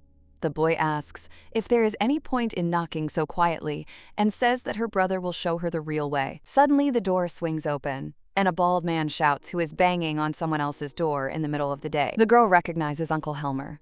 He lets them into the house. The heroine says that she hasn't seen him for a long time and asks if he continues to drink a lot. The man replies that his neighbor Hans constantly whines that he has no one to drink with. That's why he did something bad. Uncle says he heard that she is now a servant in the palace and asks how she ever got out of there. The girl assures him that she got permission, so everything is fine. He looks at the guy and asks who this lout is. She thinks he definitely won't call himself her brother. Ati explains that she met him by chance. The boy insists that he's Laura's older brother. Helmer asks to listen to him and says he was her father's best friend even before she was born. And he adds, Laura doesn't have a brother. The girl understands why her uncle was angry. Before the family's breakup, he was the main master and best friend of her father, and everyone in their house in general. Ati thinks that the sudden loss of her family is like the loss of her uncle's best friend, and any talk of her lineage is like opening up an old wound for him. Turney asks him not to worry. He will become an older brother to Laura, and will do everything to make her happy all her life. The man notices that he looks like a rich wild man. He grabs his arm, tells him to stop bothering Laura, and get lost. Then he asks the girl if this guy ever threatened her. Lada objects, saying he's simply helping her at the palace. But the man has his doubts. The heroine assures him he truly is a good, kind man, and for now, she wants him to stay by her side. Turney is indignant. He really is Adi's brother, and this uncle is saying all sorts of nasty things about him. Atienne asks her uncle if he's still making plates. He replies that he has nothing better to do anyway. The girl remarks that since he's breaking them again, nothing has changed. Helmer says it's all a hoax. The lady, shocked, asks how this can happen and asks him not to use that language again. The man declares that she knows everything herself and then remembers her parents, but suddenly falls silent and frowns. The girl asks if she can borrow his plate. He asks why. The lady explains that she loves his plates and wants to use one in the palace. Helmer says he'll find something in the workshop. He was planning to throw it away anyway. The girl thanks him. Turney sees the workshop for the first time and is amazed. Her uncle is a real master. Then she asks if she wants to give it to the Empress. He reminds that without Virgin's master level, this won't work. It's difficult to please the Empress. Atienne assures him that everything is fine. After all, he's not the majority. At that moment, the boy notices Virgin's initials on the plate and is amazed. The girl recalls that when she first heard the name of Master Virgin, she did not know that he was her uncle Helmer. After all, he was only called by his last name. She learned the truth when she saw the signature Gabriel on the plate. That's how her uncle signed his works. Ati looks at the floor littered with broken plates and says he destroys everything himself. That's why he didn't sell them. The guy asks why he breaks them. The girl replies that there are reasons. The lady suggests they pack everything and leave. Turney is surprised she wants to take everything. She says that otherwise, Uncle will just break everything again. Turney looks at her strangely. The guy asks her to give him one of the plates, and she realizes he's got a thing for them. He states that if she gives one, he will forgive her for throwing him out so cruelly. Ati agrees, but says that in exchange he must remain quiet when they go out. Helmer asks if she has done everything and tells her to leave. The girl thinks that although he is rude, he just doesn't want her to come back late and get scolded. Atienne says his work isn't a failure, and that it's not his fault she's alone. She asks him to continue creating his beautiful plates. She says goodbye and asks her to drink less. Helmer tells her not to go far and to remember, if she finds herself alone and exhausted, he's always there. Adi thanks him because he is the only one she can turn to. At the training ground, the prince asks Diano where Atian went and where Turney is. The pink-haired boy assumes Turney has gone to Lady Achen. The gentleman says they're not there and asks if he knows anything. Diano explains that they were only watching Atian, and she asks for advice, which they gave. Adrian is surprised. What did they tell her? The boy admits that they advised her to plan an escape, and he notices His Majesty's strange, furious look. The prince comes outside, seething with anger. How dare she run away if Essen hasn't been found yet? But whether Essen returns or not, he has no intention of letting her go. The heroine turns to the prince. He was so angry he was almost going mad, but upon seeing her, he embraces her and thinks how lucky he is that she's here. Atian is surprised by his embrace. He asks where she went. The girl explains that she was looking for a gift for the Empress, for which she had to leave. The prince notices that her mere presence lifts his spirits, and he doesn't understand why. The girl says she's ready to accept any punishment. The master replies that he won't be asking her. There's another man who needs to be finished off. Turney asks His Highness what wrong he did. The prince thinks he doesn't even repent. The Marquis takes out a plate, and the prince wonders what it is. The young man asks if he wants to know more. The prince asks if he wants more. Turney says Ati gave the plate only to him. The prince thinks this idiot stole his first escape with Ati and already received a gift, while he received none. Adrian takes the plate. Turney asks him to return it, otherwise Adiel will be upset. The prince announces that he will confiscate it. The boy is indignant. This is too much. The prince asks what they told Ati.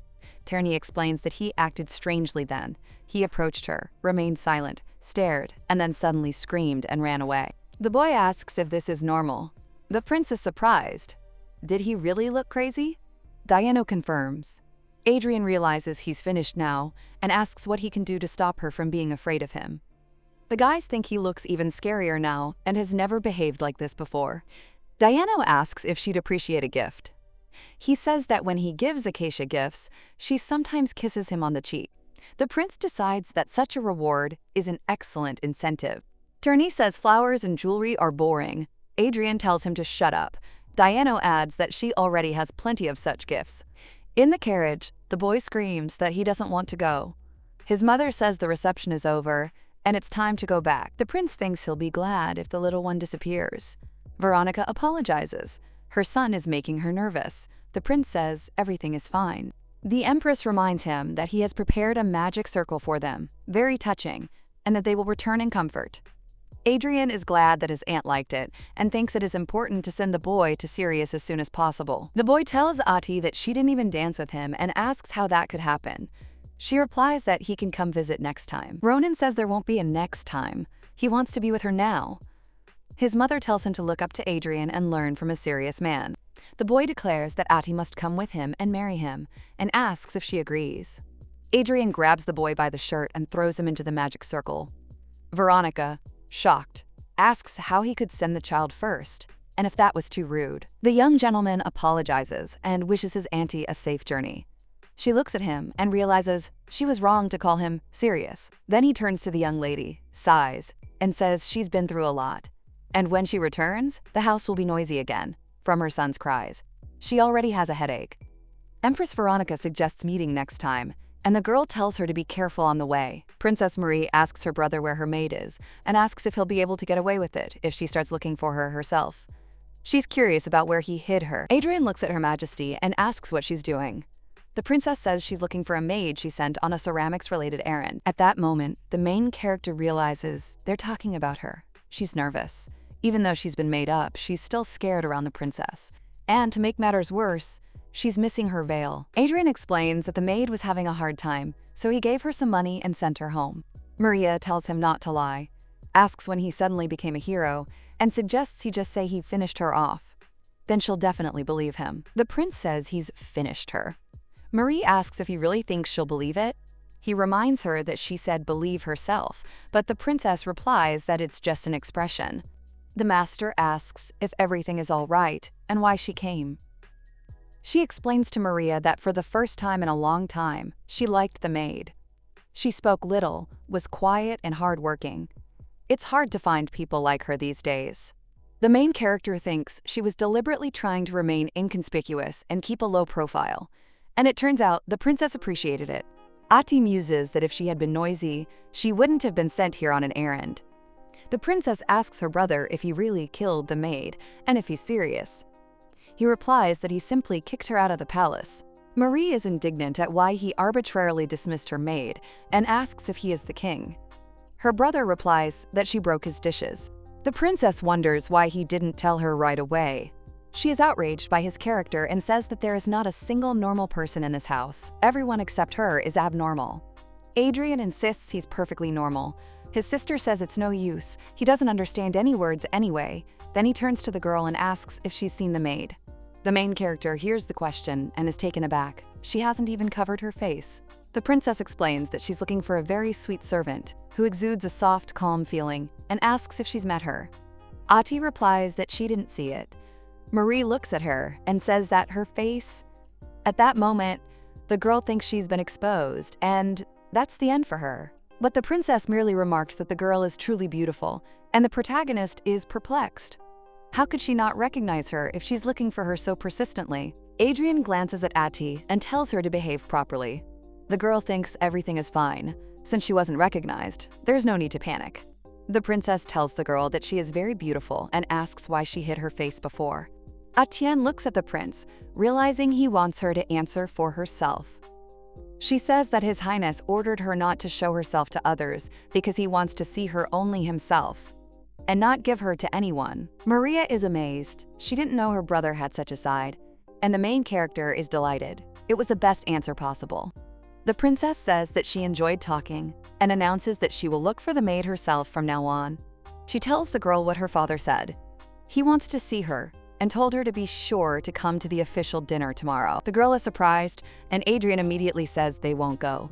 Maria replies that her father threatened to tell everything he said if they don't show up. Adrian tells her to tell her they'll come. The princess smiles. She knew it. Then he turns to the girl. See you tomorrow. The prince turns to Ati and asks if she's heard they need to be at dinner tomorrow. He urges her to try. The girl asks His Highness why he called her today. She recalls that they simply locked eyes, but why was her heart pounding so wildly? Adrian says there's little time left. When he stands up abruptly, the girl flinches. He reminds her about tomorrow's dinner and tells her to go and rest. Etienne wonders why she's suddenly become so sensitive to everything. Will she be able to cope tomorrow? Lucy tells her mistress that she must be busy preparing for the formal dinner. The girl is surprised. Can't she just get dressed and go? The madam is amazed by her naivete and says that she does not understand the laws of this world at all. She explains that the palace only appears calm on the outside. In reality, the most dangerous intrigues rage there, worse than on the front lines. And no one should be underestimated. Lucy continues. It's unknown who will set the traps and where. The girl understands that those who live in the palace will set traps for her. Madame says that although they smile on the outside, they are cold and cruel inside. Such is life in the imperial family. One cannot make friends or become attached. Therefore, she says, you first need to make the right impression in front of your elders. She then shows off the dress she considers the best option. The girl is surprised. It's too luxurious. It's just dinner. Lucy explains, this is the imperial palace, and here luxury is her weapon. Etienne nods. I wonder if everyone in the palace really lives by these rules. The girl thinks about the plate from Uncle Helmer. Will the Empress like it? The prince knocks and enters. He asks if everything is ready and looks at the girl in surprise. He reminds her that it's just dinner. Ati says it's all Madame Lucy's fault. She called the outfit a battlesuit. She asks if she should change. The girl notices that the prince is looking at her silently again. Maybe the outfit really does look strange.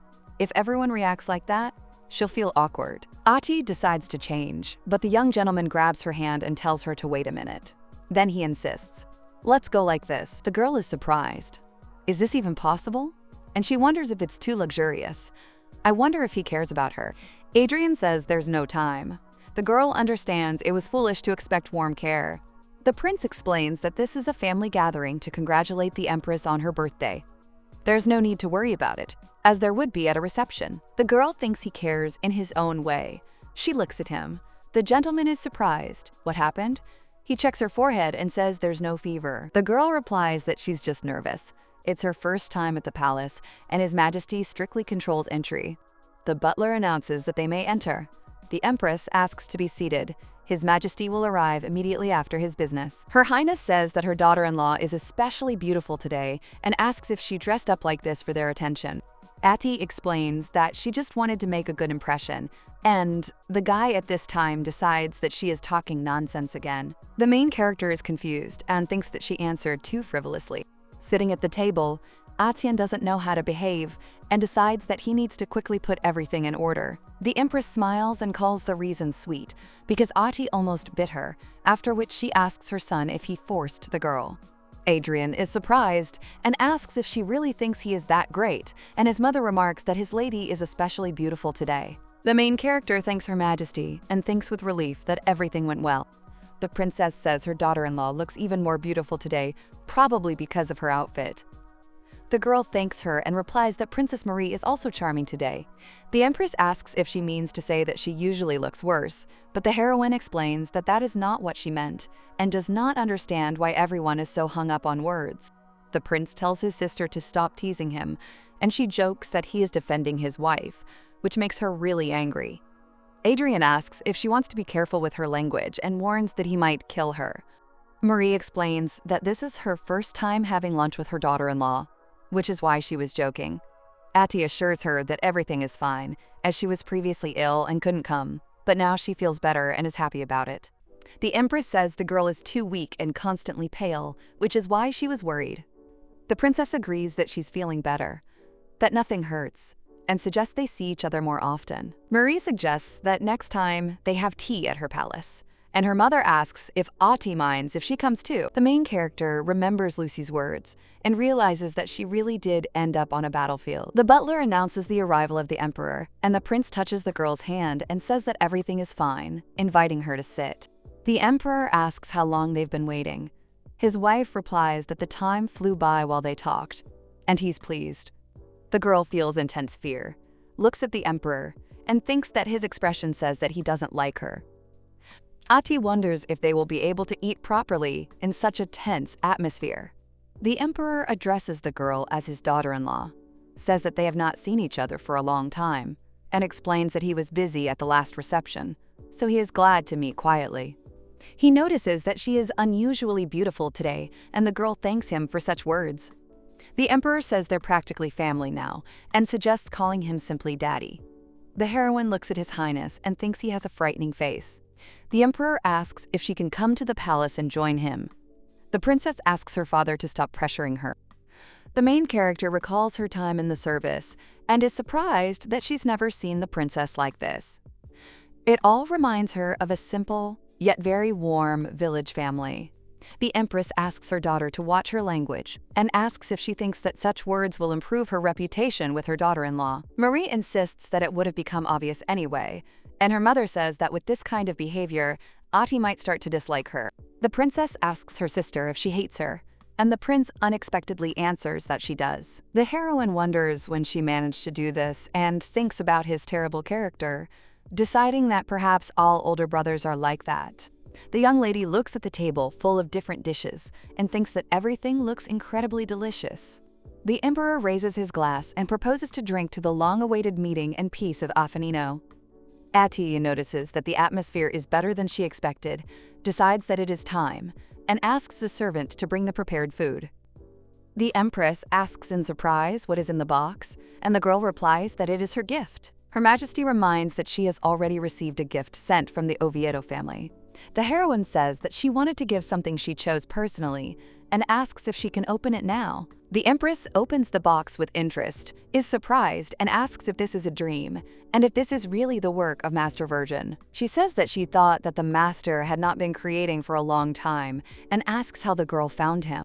The heroine is glad that she expected this question, and explains that the set was kept by an old friend of her father, and she brought it to give it as a gift. The Empress thanks Atienne and says that the work is magnificent, the patterns are impressive, and only a true master could have created such beauty. She admits she's eager to share this good news with everyone.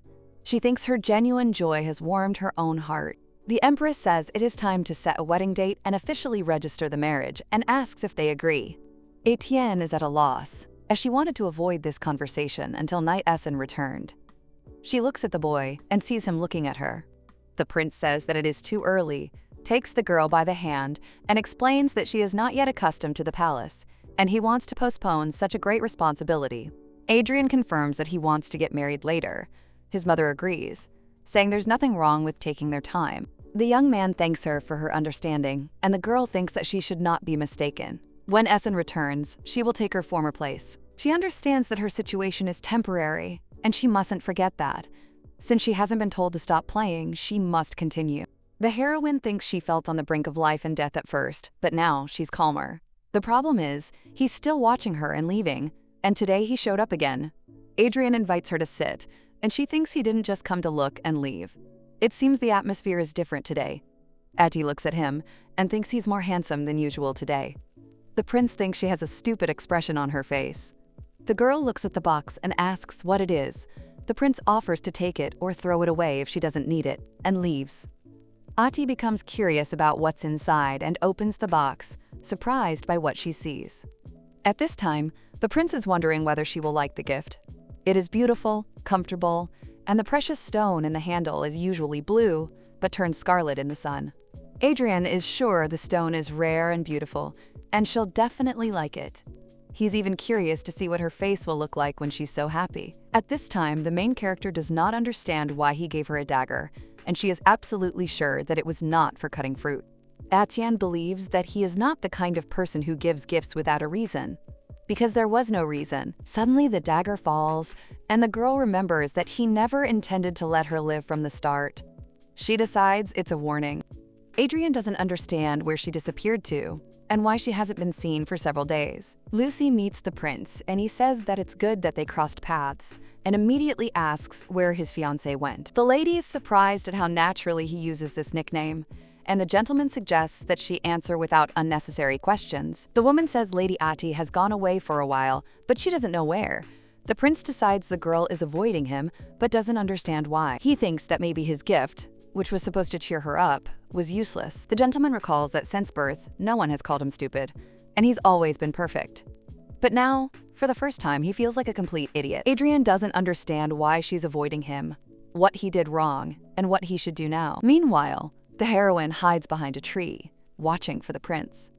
She thinks he's stalking her because he knows Athien's secret and wants to silence her. She feels like she did everything as asked and didn't get caught. She really tried. Suddenly, Mikhail comes up to her and asks what she is doing here, reminding her that they haven't seen each other for a long time. The girl realizes she hasn't introduced herself yet and says her name is Lara. The gentleman is surprised, but she suggests he call her that. She thinks she can't reveal her identity as Etienne. The guy says the name is beautiful, but the girl feels a pang of conscience. She is deceiving such a kind person. The gentleman asks what she is doing there, and she explains that she was just worried and decided to think for a bit. Mikhail offers to help her with advice. She realizes he doesn't know who she is and decides she can open up a little. A young woman asks about the meaning of a dagger gift. The boy says they're not usually given. She explains that she received one and asks if it signifies her death. Atty doesn't understand why she's crying, but the gentleman assures her that that's not the meaning at all. The heroine thinks that perhaps she's been through too much all this time, risking her life and ultimately receiving the dagger. This seems sad to her. Mikhail asks if she's feeling better. She says yes and thanks him, but he replies that he didn't do anything except sit with her. The girl realizes that even this has become a great consolation for her. The people in the palace are kind, but they are all supporters of the crown prince, and they cannot be relied upon. She believes that's why she feels so comfortable around Mikhail, who doesn't know her. He's caring and everyone likes him, especially the other ladies. Suddenly, the young gentleman jumps up and suggests meeting another time, after which he leaves first. Atty thinks that he is probably busy and decides to return the handkerchief to him next time. The knights greet the prince, and he asks if they've seen his bride. They reply no, and wonder why he acts so intimidating when he mentions her. Adrian clarifies that they definitely haven't seen her, The knights say they'll begin searching immediately. The prince says that even if they find her, they should not touch her, and promises that he himself will come for Asian. He doesn't understand where she's going, and notices that she moves quickly with such short legs, like a little sparrow, but he doesn't understand how she can think she's cute at such a moment.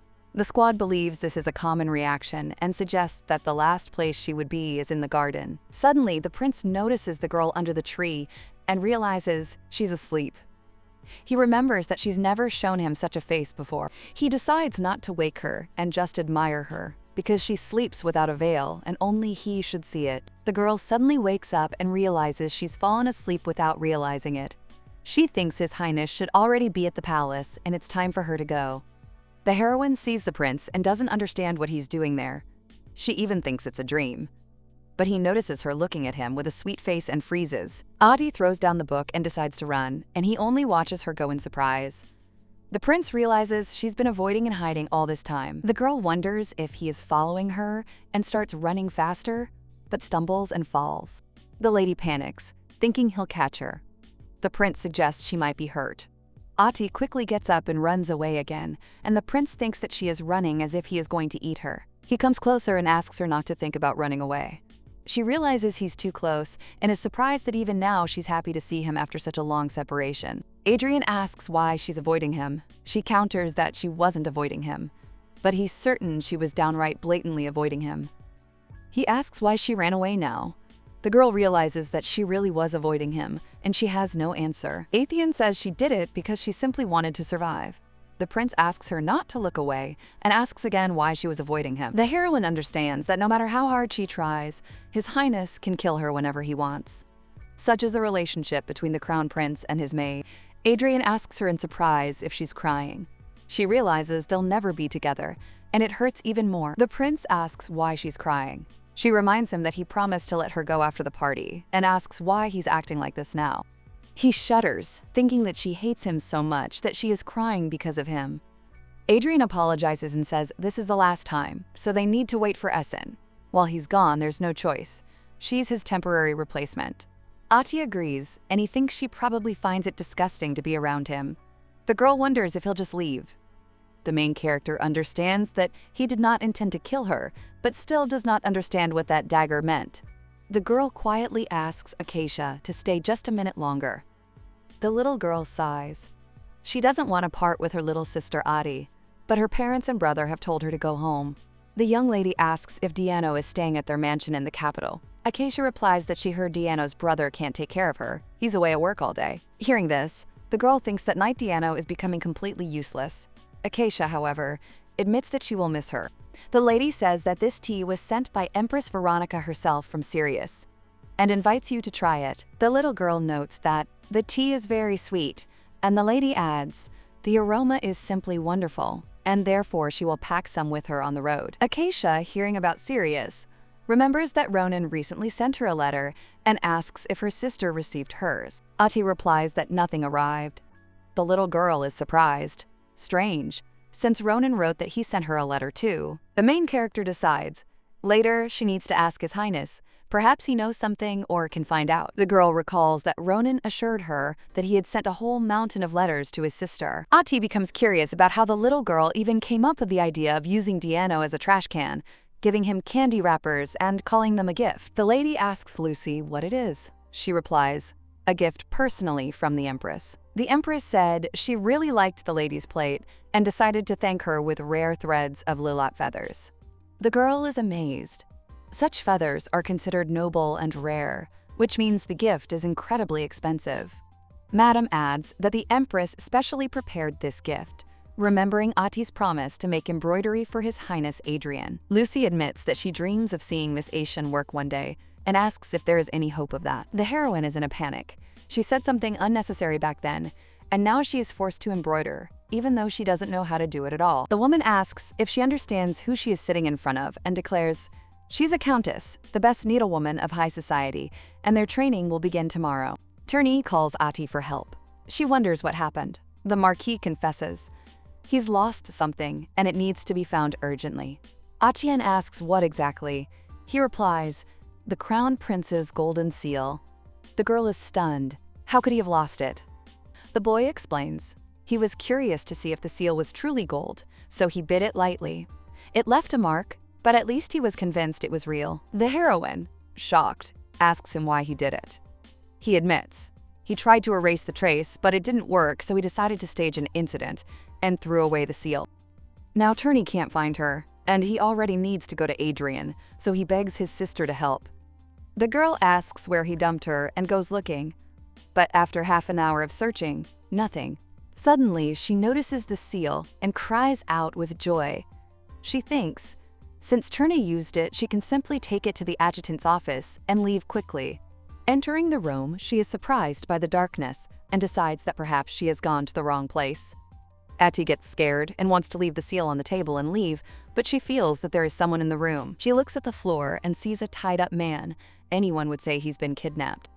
The blindfolded guy tries to make a sound and manages to get her attention. The heroine doesn't understand why he's tied up.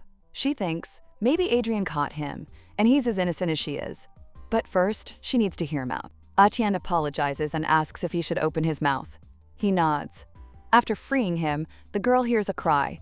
"That bastard Turney tricked me." She asks if he's okay and why they tied him up. The man says he was brought here under false pretenses. The girl thinks, yes, Turney could very well have done that. The guy asks for a favor. He's in pain. Can the ropes be loosened? His wrists are already red. The heroine decides to loosen them a little, worried, and asks if it is enough. The young man sighs with relief, removes the blindfold and frees himself. He thanks her and says they'll see each other again. He starts running. The girl screams at him not to run, but after a couple of minutes, there is no trace of him. Ati realizes she's in trouble. She's done something terribly wrong and shouldn't have trusted his words. Turney calls Essen and wonders where he's gone. He can't run forever, but he has a plan to resolve the situation. Meanwhile, the fair-haired youth sits in a tree and remembers. He came to the meeting, believing Turney's words, but in the end, he was deceived and captured by the knights. The guy thinks, if he'd known he'd betray him like that, he never would have come. It was a one-way ticket. Essen looks out the window, confused as to why he's being called an extraordinary beauty. He'd loved that word as a child, but as he got older, he began to resent his face. It seemed like people approached him only because of his appearance. The girl said that the Knight of Essen had a soul as beautiful as his face, and he knew. Character is judged by the same face, even by men. He deliberately took up swordsmanship and became a knight out of spite. But the prince forces him to wear women's clothing, and Essen considers him a real scoundrel. The young man decides firmly he will never do this, even if he is caught and dragged back. The main character goes out onto the balcony and looks down. There's no body, so he's alive. The girl realizes she'd better leave before anyone arrives. In the hallway, she overhears conversation about Essen being in the room and hides. Turney assures him he's definitely here, he caught him. Ati understands it was Essen. The prince warns Turney, just try to lie. The boy assures him that this time he's set a trap. Opening the door, Turney is stunned. The room is empty. He insists the man was here but doesn't understand where he disappeared to. Adrian asks if he's been lying all this time and draws his sword. Turney, frightened, repeats that he's telling the truth and begs him not to hurt him. His Majesty ordered him to be silent. He needed no excuses. He declared himself angry. His expectations had not been met. The heroine thinks that she released the returned Mr. Essen, although it was his presence that should have allowed her to stop pretending to be a bride. Atheon understands. If she's caught, it's the end. His Highness will certainly not forgive her. The gentleman assures that only he knows about today's incident and hopes that no dirty rumors will appear. Madame announces that everything is ready. The heroine thanks Lucy and asks if there will be a reception with Her Majesty today. The woman reassures. The reception is simple. They say it will be a real feast, where everyone will be able to try the food from the last celebration. The heroine sighs. For her, every reception is a test. And since that time when she burst into tears, she hasn't seen His Highness again.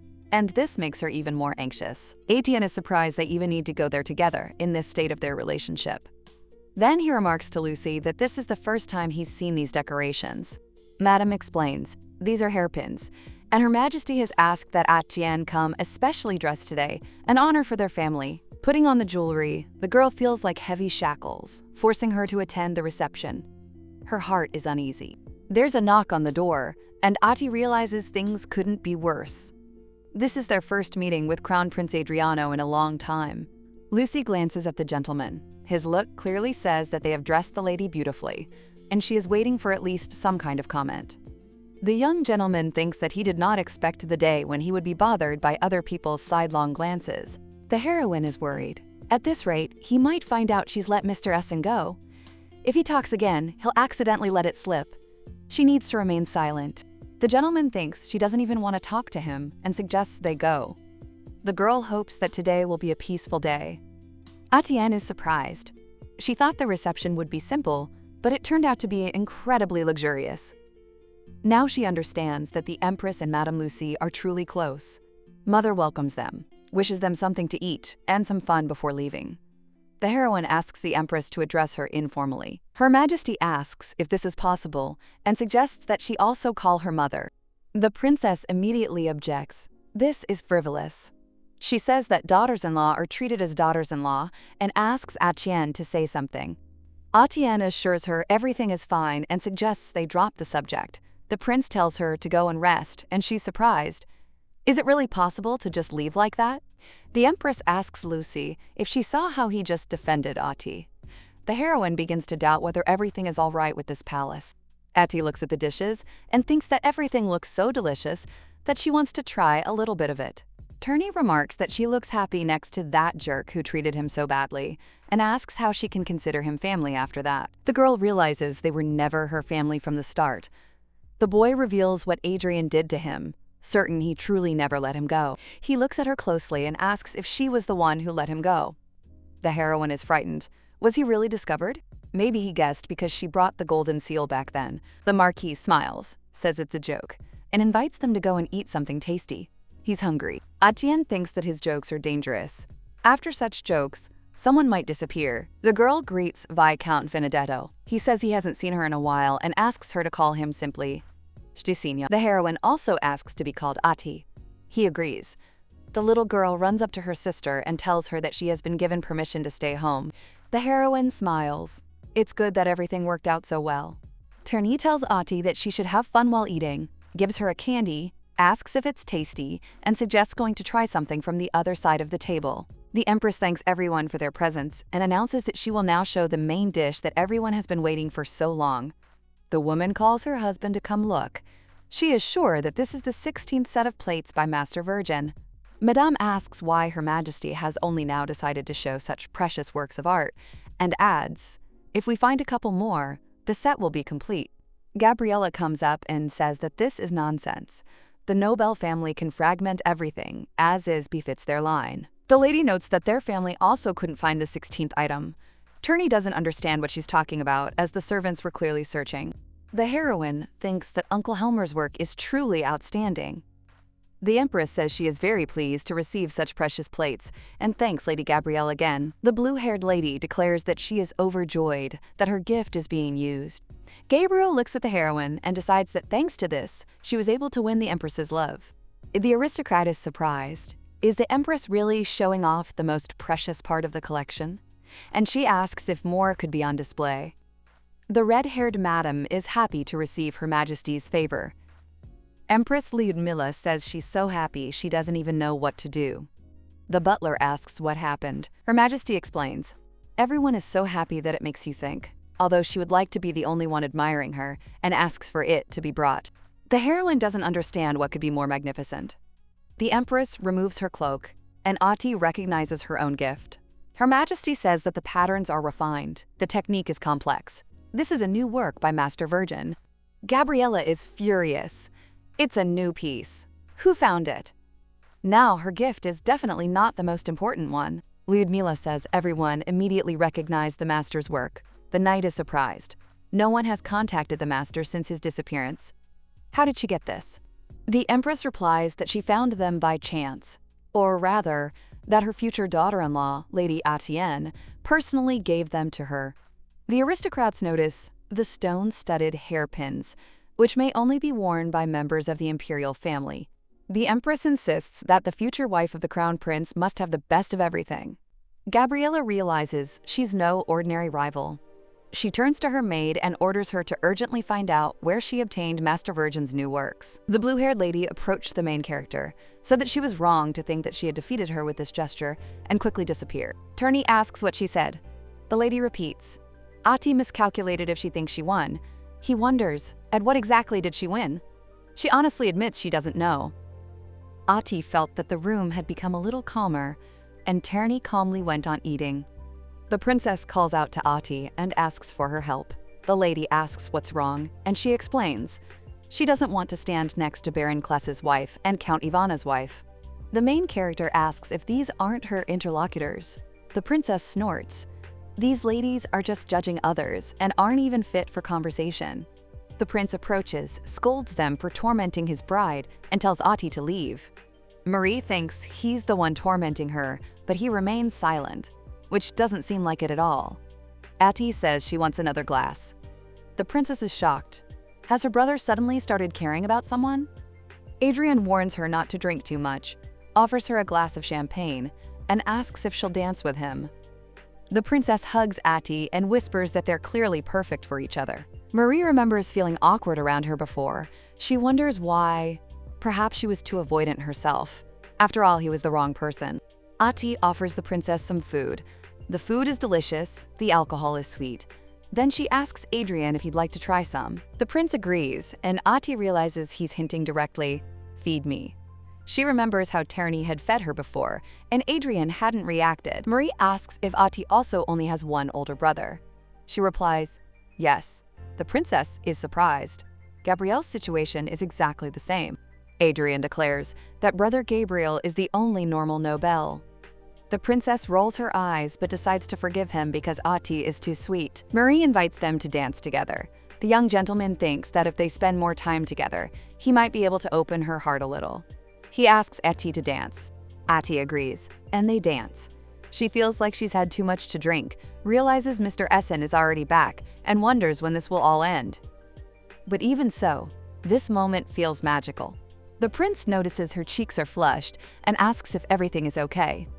Ati hears her own heartbeat and hopes it's just the alcohol. The girl assures that everything is fine, but suddenly notices Mr. Mikhail going into the next room. Adrian asks what happened. Ati waves her hand, but he understands. Her gaze was clearly directed at that man. Ati doesn't know what to do. She's flushed. The prince remembers how she fell at the last reception and again worries about her poor health, comparing her to a fragile chick. He suggests they go home and rest.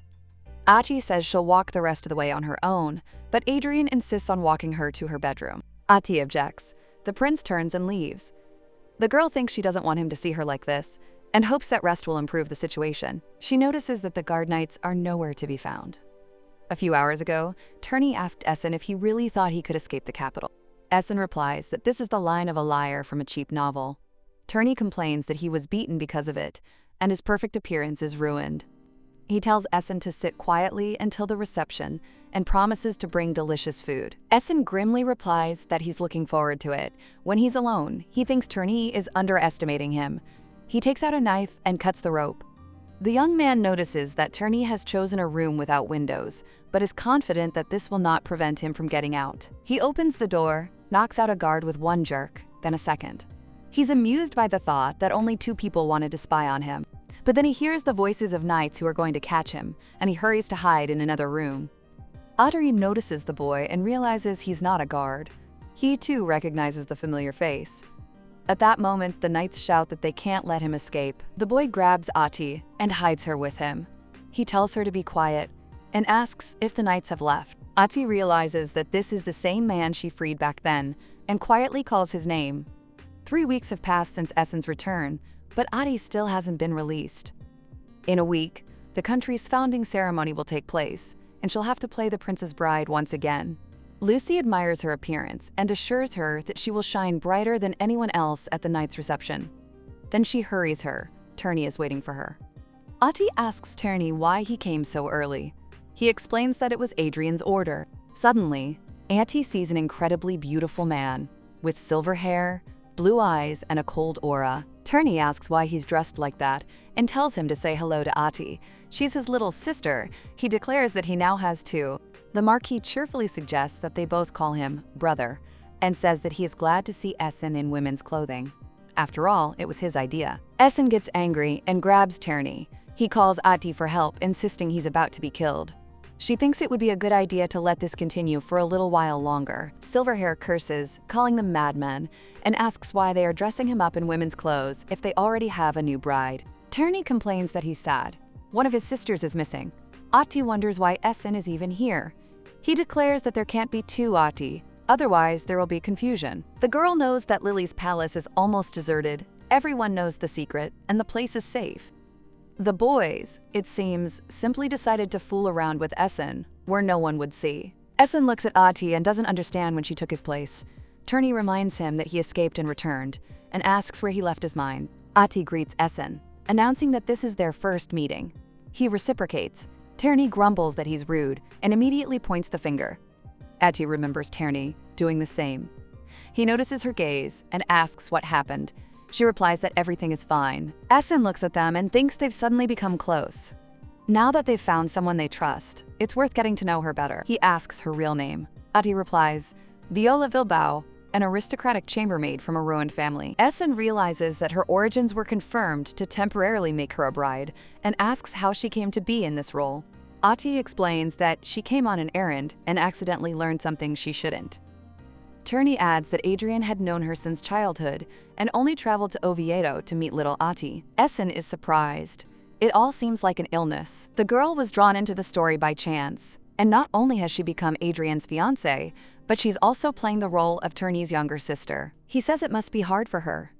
Ahti understands.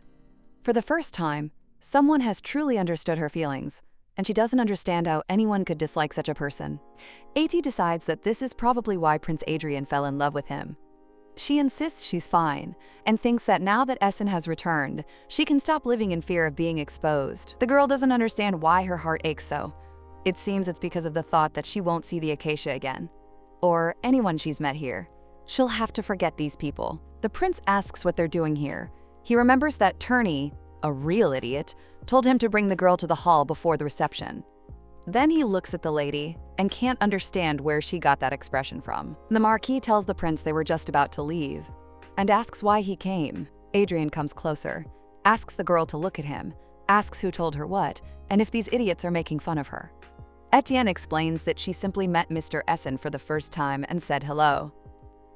Adrian thinks her face looks too serious for such a trivial matter.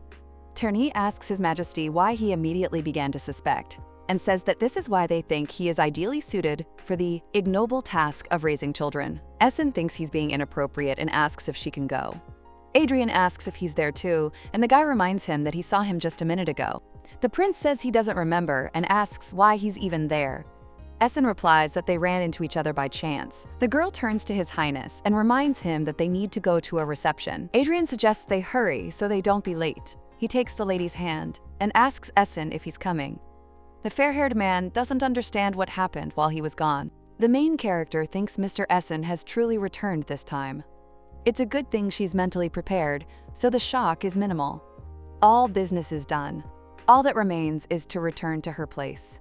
Ahti realizes that even though she met with His Highness several evenings in a row before the nation's founding celebration, he never mentioned it. Perhaps he'd simply forgotten. The young lady is certain he simply can't collect his thoughts before the celebration. Besides, there are people who remember her face. It would be better to leave the palace and prepare for departure in advance. Athene feels strange. She so wanted to get out of here, to avoid dying, but the thought of leaving immediately brings on a feeling of melancholy.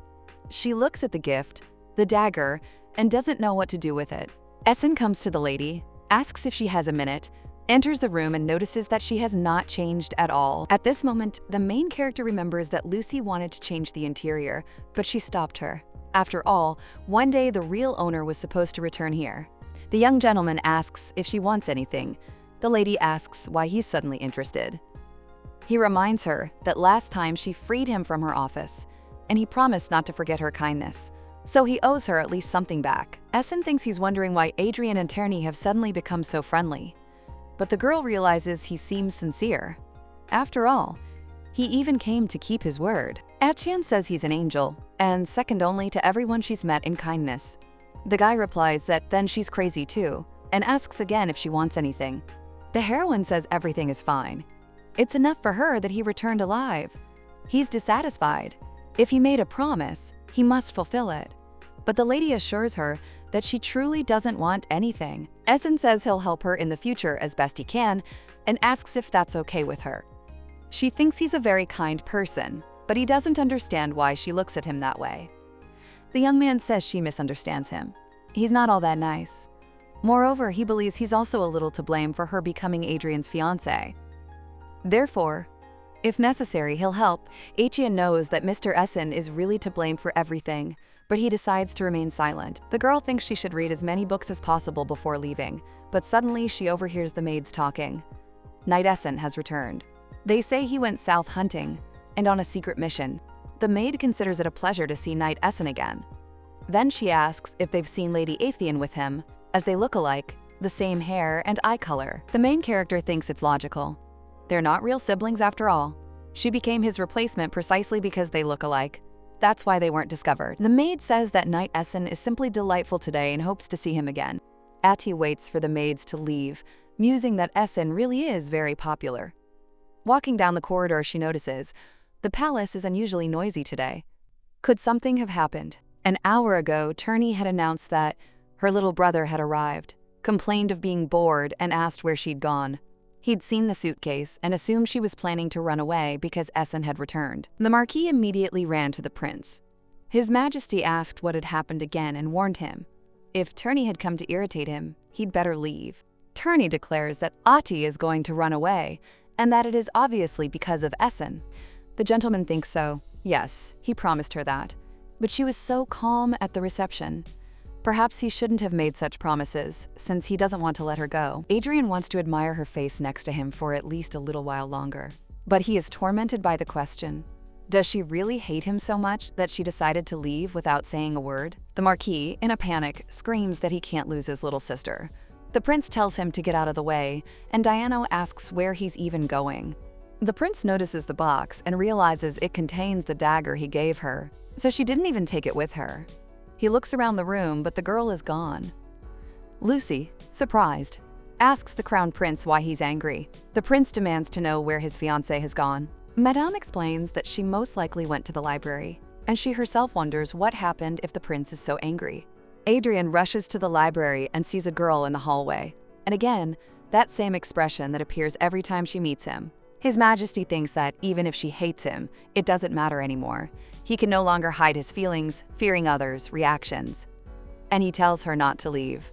The prince declares that she has nowhere to go now and embraces her. He says her expression won't help. She's his bride, his one and only, and he won't let her go. The girl is surprised at what he is talking about, and Turney explains she packed her things and wanted to leave. Atian says she was simply told she would be released upon Mr. Essen's return. Adrian offers to renew the contract and reveals that his sister had already seen her face without the veil. The heroine understands why he said he has no one but her. The prince explains that Essen would rather die than dress as a woman again, and that she has done an excellent job as a bride. Adrian asks her to continue pretending to be his fiancé until he becomes emperor. And when it's over, he will give her a title and jewels. The Marquis asks the girl to be patient for just 3 years. Hearing this, she thinks that in 3 years, Hadrian will become emperor. And even if it looks like she's calculated everything for the sake of the title, if she can just be with him a little longer, that's all she needs. Aishin says she agrees and will try her best. Returning to her room, the girl thinks she can't believe it all happened because of some suitcase. But she'll have to leave sooner or later anyway, so let it be as it is. Suddenly, she notices the handkerchief Mr. Michael had given her. She realizes she must return it and wonders if he'll be in the garden if she goes there now. Ati finds Mikhail. He says he hasn't seen Lady Lara in a while. The girl explains she's been looking for him for a long time because she can finally return the handkerchief. The man thinks that they met thanks to the scarf, thanks her, and remarks that she is in a good mood today. The young lady wonders how he figured it out and asks if it's that obvious. The gentleman begins to explain what's going on, but the girl interrupts him and asks if he remembers the story about the man who sent her the dagger. She says he constantly threatened her, but now there's nothing to worry about. Ati says there's no evil coming from this man. She could have left the palace, but everything ended well, which means she can stay by his side now. Mikhail asks what happened to the man who threatened her life. She admits She brought this upon herself and is also to blame for it. The gentleman doesn't understand why she's so protective of a dangerous man. Her expression makes him uneasy. The heroine thanks him for listening to her today. She had almost no one to talk to. He says that if she ever wants to share anything again, she can always come. The butler announces that Her Majesty the Empress is asking if they would like to dine together. Lucy asks the lady what she will decide. The lady asks her to convey that she is grateful for the invitation and will come at the appointed time. The lady says the lady has settled in, and the girl asks if everything went well. Lucy assures her that it was wonderful. She suggests they continue to behave as before and asks them to get ready for dinner. The heroine is surprised. Is this really the way to prepare for dinner? Madame assures her that yes, she should wear a dress capable of captivating the Empress's heart. The young lady remembers that this dinner is a real battlefield and decides to look perfect. The Empress invites her to sit down and says that she wants to talk to her before the meal. The heroine immediately thinks, has she really been exposed? I wonder what Her Majesty wants to talk about. The Empress shows her the necklace and asks if she recognizes it. Then she explains, it belonged to Elena. It's an imperial treasure, a fortune, just like the palace. Atian knows, this necklace contains a golden stone, the eye of a dragon, the symbol of the imperial family. The soul of the dragon, Agelos, was reborn as a human and became emperor. Therefore, the heirs have a special pattern in their irises, a sign of his power. This pattern is inherited only directly. When a new emperor is born, the pattern disappears from the previous generation. Everything is decided by the coronation and the will of heaven. Ati remembers reading about it in a book. His Highness also had a similar pattern, protective blood magic. The boy explains, although they have magic, their abilities are weak. Mages aren't born into the imperial family, but their strength lies in their high resistance to magic. The girl thinks she was already afraid, and now the magic won't work on her either. And this is the first time she's seen such a historical relic in person. The Empress says the necklace has always been passed down to Empresses, and now she wants to give it to her. Etienne thanks her, but deep down she knows she answered without thinking. Such value, and she can't accept it. Lyudmila says she said the same thing when she received the necklace from the Dowager Empress, but she was told, you have to try hard to become worthy. The Empress repeats these words. She admits, at first she was worried, because she appeared suddenly, and Hadrian brought her from the Oviedo family where the girl was hidden. But after observing, Her Majesty realized there was nothing to worry about. She says she trusts her and believes her son will need her help. The heroine is at a loss. How can she trust her if she is deceiving her? The maid asks if she will wear the necklace to the empire's founding celebration. Ati is surprised. How can anyone wear such a precious object? The maid says the necklace is meant to be worn. It contains the founder's protective magic and is unbreakable. She asks the lady not to worry. Atienne says it's too early. The maid is surprised. What will she tell Lady Artie? The girl notices that she started calling her something else. The maid replies, after all, it's not appropriate to call the future crown princess simply Lady Artie. The heroine admits she's used to this name, so the new one sounds unfamiliar. The maid explains, it's a sign of sincerity. She now acknowledges Lady Artie as her mistress and will continue to serve her. The maid says Lord Essen was in mourning for a long time, but the Empress gave the necklace to Lady Artie. She asks if she understands why. The lady suggests, because she and Lord Essen have the same name, Artienne. But the maid objects. The Empress gave the necklace specifically to the current Lady Artie. It is a sign of recognition from the future Empress. Lucy says that she occupies a special position in the palace. She is the Crown Prince's wet nurse and is considered almost a member of the imperial family. The woman adds, if she were simply a wet nurse, it would be easy. But she volunteered to be the Crown Princess's chief lady-in-waiting at Adrian's request. The girl understands. Adrian had to keep the secret about the fake Crown Princess, and he couldn't trust just anyone. Lucy says she agreed right away. She thought it was funny. She likes to decorate everything in her own way. But because of this, she was a bit overly familiar at first, and asks for forgiveness. Atienne says everything is fine. On the contrary, she's the one who caused the inconvenience, and she thanks them for everything.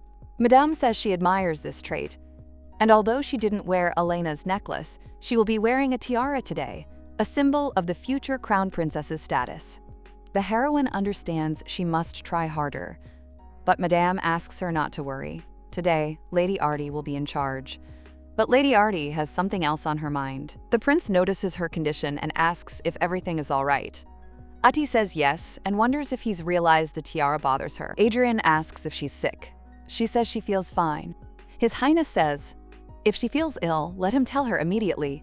Her well-being is also his responsibility. The heroine thinks it's clear. He simply doesn't want to ruin the party. This is exactly what she expected. The little girl happily says it's a party outside and asks if her sister has ever been there. Ati thinks, actually, she has. But like Artian, she says she only saw it from afar. Acacia wants to go with her right now. The lady would like to too, but suggests another time. The little girl insists. Now. The lady apologizes and promises to go later, and she thinks all she has to do is be patient. In a few years, she'll be free. The prince approaches the girl and apologizes. He's taking Artie away. The little girl wonders where he's taking her, and he replies, it's a secret. The heroine doesn't understand why he always leaves so early. It seems the prince really doesn't like parties. Ati says it's time for her to return to Lily's palace. But the master is surprised. Where is she going? Shouldn't she be resting? Adrian says he needs to prepare for something, so they don't go to Lily's palace, but head to another one. The prince says that since she's his fiancée, she should know about such things. There will be a performance at the party, and he asks if she wants to go. Ati happily agrees, and he suggests that she speak to him informally. No one around will recognize them anyway. The girl is surprised at how anyone can address His Highness that way, but he explains that titles are unnecessary here. She asks to simply call him by his first name, Adrian. The young lady quietly repeats his name and is surprised that she decided to do this. He praises her, saying that everything is great. Athean notices that the prince smiles so sincerely for the first time. He asks her to continue calling him Adrian, but she worries about what others will think. The prince replies that she's the future crown princess. Isn't that enough?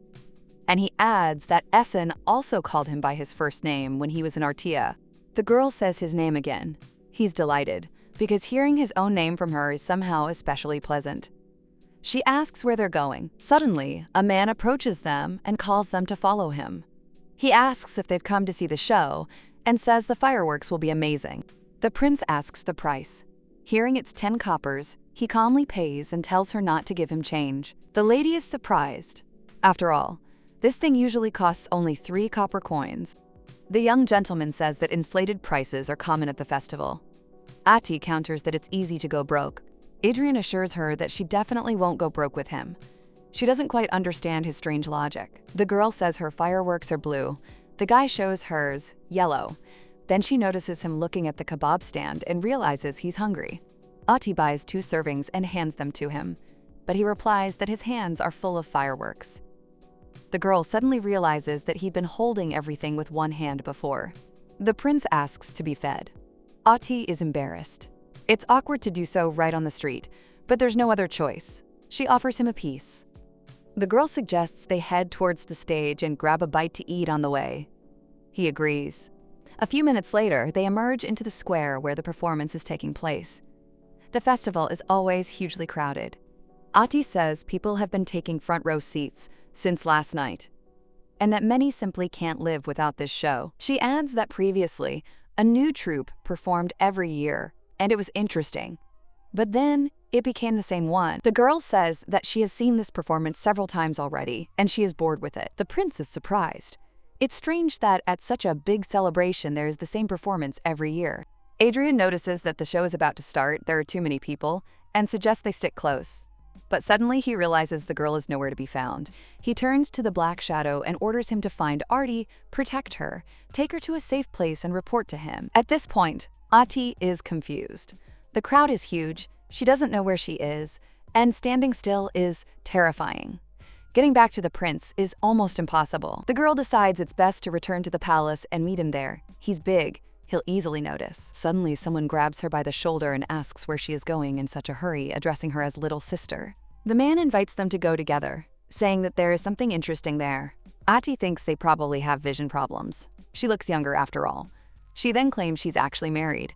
The stranger assures them that they are decent people and will do no harm. You just need to trust them. The girl screams and calls for help. The next second, the prince appears, embraces her, and demands to know who dared to touch her. She points at the people, but they've already fled. Adrian asks her to ignore them, as there will be fireworks soon. He asks if she's too scared and suggests they watch. It might help her calm down. The prince says that to avoid getting lost again, they better hold hands. Ati looks at the fireworks with admiration and says they're incredibly beautiful. Adrian, however, thinks it would be nice if fireworks were held every day. The empire's budget would somehow cope. The girl asks if he's watching. The prince replies that he is, but then he looks at her and unexpectedly kisses her. The next day, the lady tells Mikhail that she was at the festival and saw a beautiful fireworks display, and asks if he saw it. He replies that he watched from the palace and remarks that this means she wasn't at the banquet. The girl decides it's best to agree. Ati says she's tried street food. It all seems familiar, but at the festival, everything tastes better. He says it's because of the festive atmosphere. The girl admits that she liked the fireworks the most. It was the first time she'd seen them so close. And she thinks the balls at the palace are too boring. They always drag her there by force. Mikhail says that if there is a chance, he would like to go to the festival with her to feel the atmosphere nearby. The girl thinks for a second that this is an invitation to a date, but decides that he hardly meant it that way. She agrees and says they'll go together if they can. She adds that Acacia wanted to go to the festival too, but it didn't work out. Ati explains that Acacia is the younger sister of an acquaintance, a 9-year-old girl who often calls her little sister. She's very sweet, and one day she'll definitely introduce her to him. Mikhail says he has a younger sister too. Lady replies that if she's his little sister, she's definitely an angel, and immediately realizes she's said too much. The man says his sister used to be sweet, but now she behaves however she wants, and that's probably why he misses those times. The girl jokingly asks him if he wants to join Acacia's fan club and suggests they admire her together. The princess asks in surprise what ugly sister means and covers her face with a veil. How could anyone say that? The maid explains that there used to be rumors that the future crown princess was beautiful, but since no one had seen her face, they then began to say that she was ugly. The lady is indignant. Her sister will become crown princess. Everyone needs to shut up about such talk, and she wonders who started such rumors. At Grace's palace, the Empress remarks that the servants have too little to do if they have time to spew such nonsense. She asks her daughter if she agrees. The maid thinks that when the Empress smiles like that, trouble is coming. The princess, however, says she's sorry the rumors were allowed to spread and believes discipline needs to be exercised. The Empress announces that she has gathered the chief maids and servants from each palace. The prince, upon hearing the news, is surprised and asks who is spreading such rumors, certain that it was someone who wants to tarnish Ati's reputation. Turney exclaims that he will not forgive those who offended him, as he cannot understand how they dared to touch his sister. The prince asks him to calm down, but he objects, considering the rumors a challenge to the entire people of Oviedo. Essen asks why he is so worried, but Turney, almost shouting, replies that his fiancée is in danger, and cannot imagine how Essen can remain calm when such rumors are circulating everywhere. Adrian says that their current beauty is the most beautiful in the world, and suggests that they first find the one who started these rumors. The Marquis thinks to himself that he will definitely uncover the truth and eliminate those responsible. Essen notes that rumors are one thing, but shouldn't Etienne know about this, since her name is at stake? Turney declares that he must go and console her. The prince is surprised and asks where he is going, as he still has something to report. Turney clarifies whether he is talking about the list associated with the festival performance, and then hands over a list of committee chairmen in charge of preparations. The gentleman explains that there used to be a rule. A troupe would be excluded from future performances after performing once. They circumvented the rule, but the paperwork remained unchanged, so formally there are no problems. Adrian concludes that it's clearly not a commoner behind this, and they need to dig deeper. Turney replies that he'll first find whoever started spreading rumors about Ati. The prince thinks Essen is a bastard, having gone off to who knows where, and hopes it's not to Ati. He's not sure Diane and Turney are okay, but he still worries when they're around, though he admits he might just be exaggerating. The main character is surprised and asks if it's true that she hid her face because she was unattractive. The madam replies that she has nothing to worry about and should simply act as usual. The heroine thinks that such rumors are a direct insult to the imperial family. Etienne notices Mr. Essen and is surprised, but he assures her that she shouldn't worry about the rumors because Turney will already sort it out.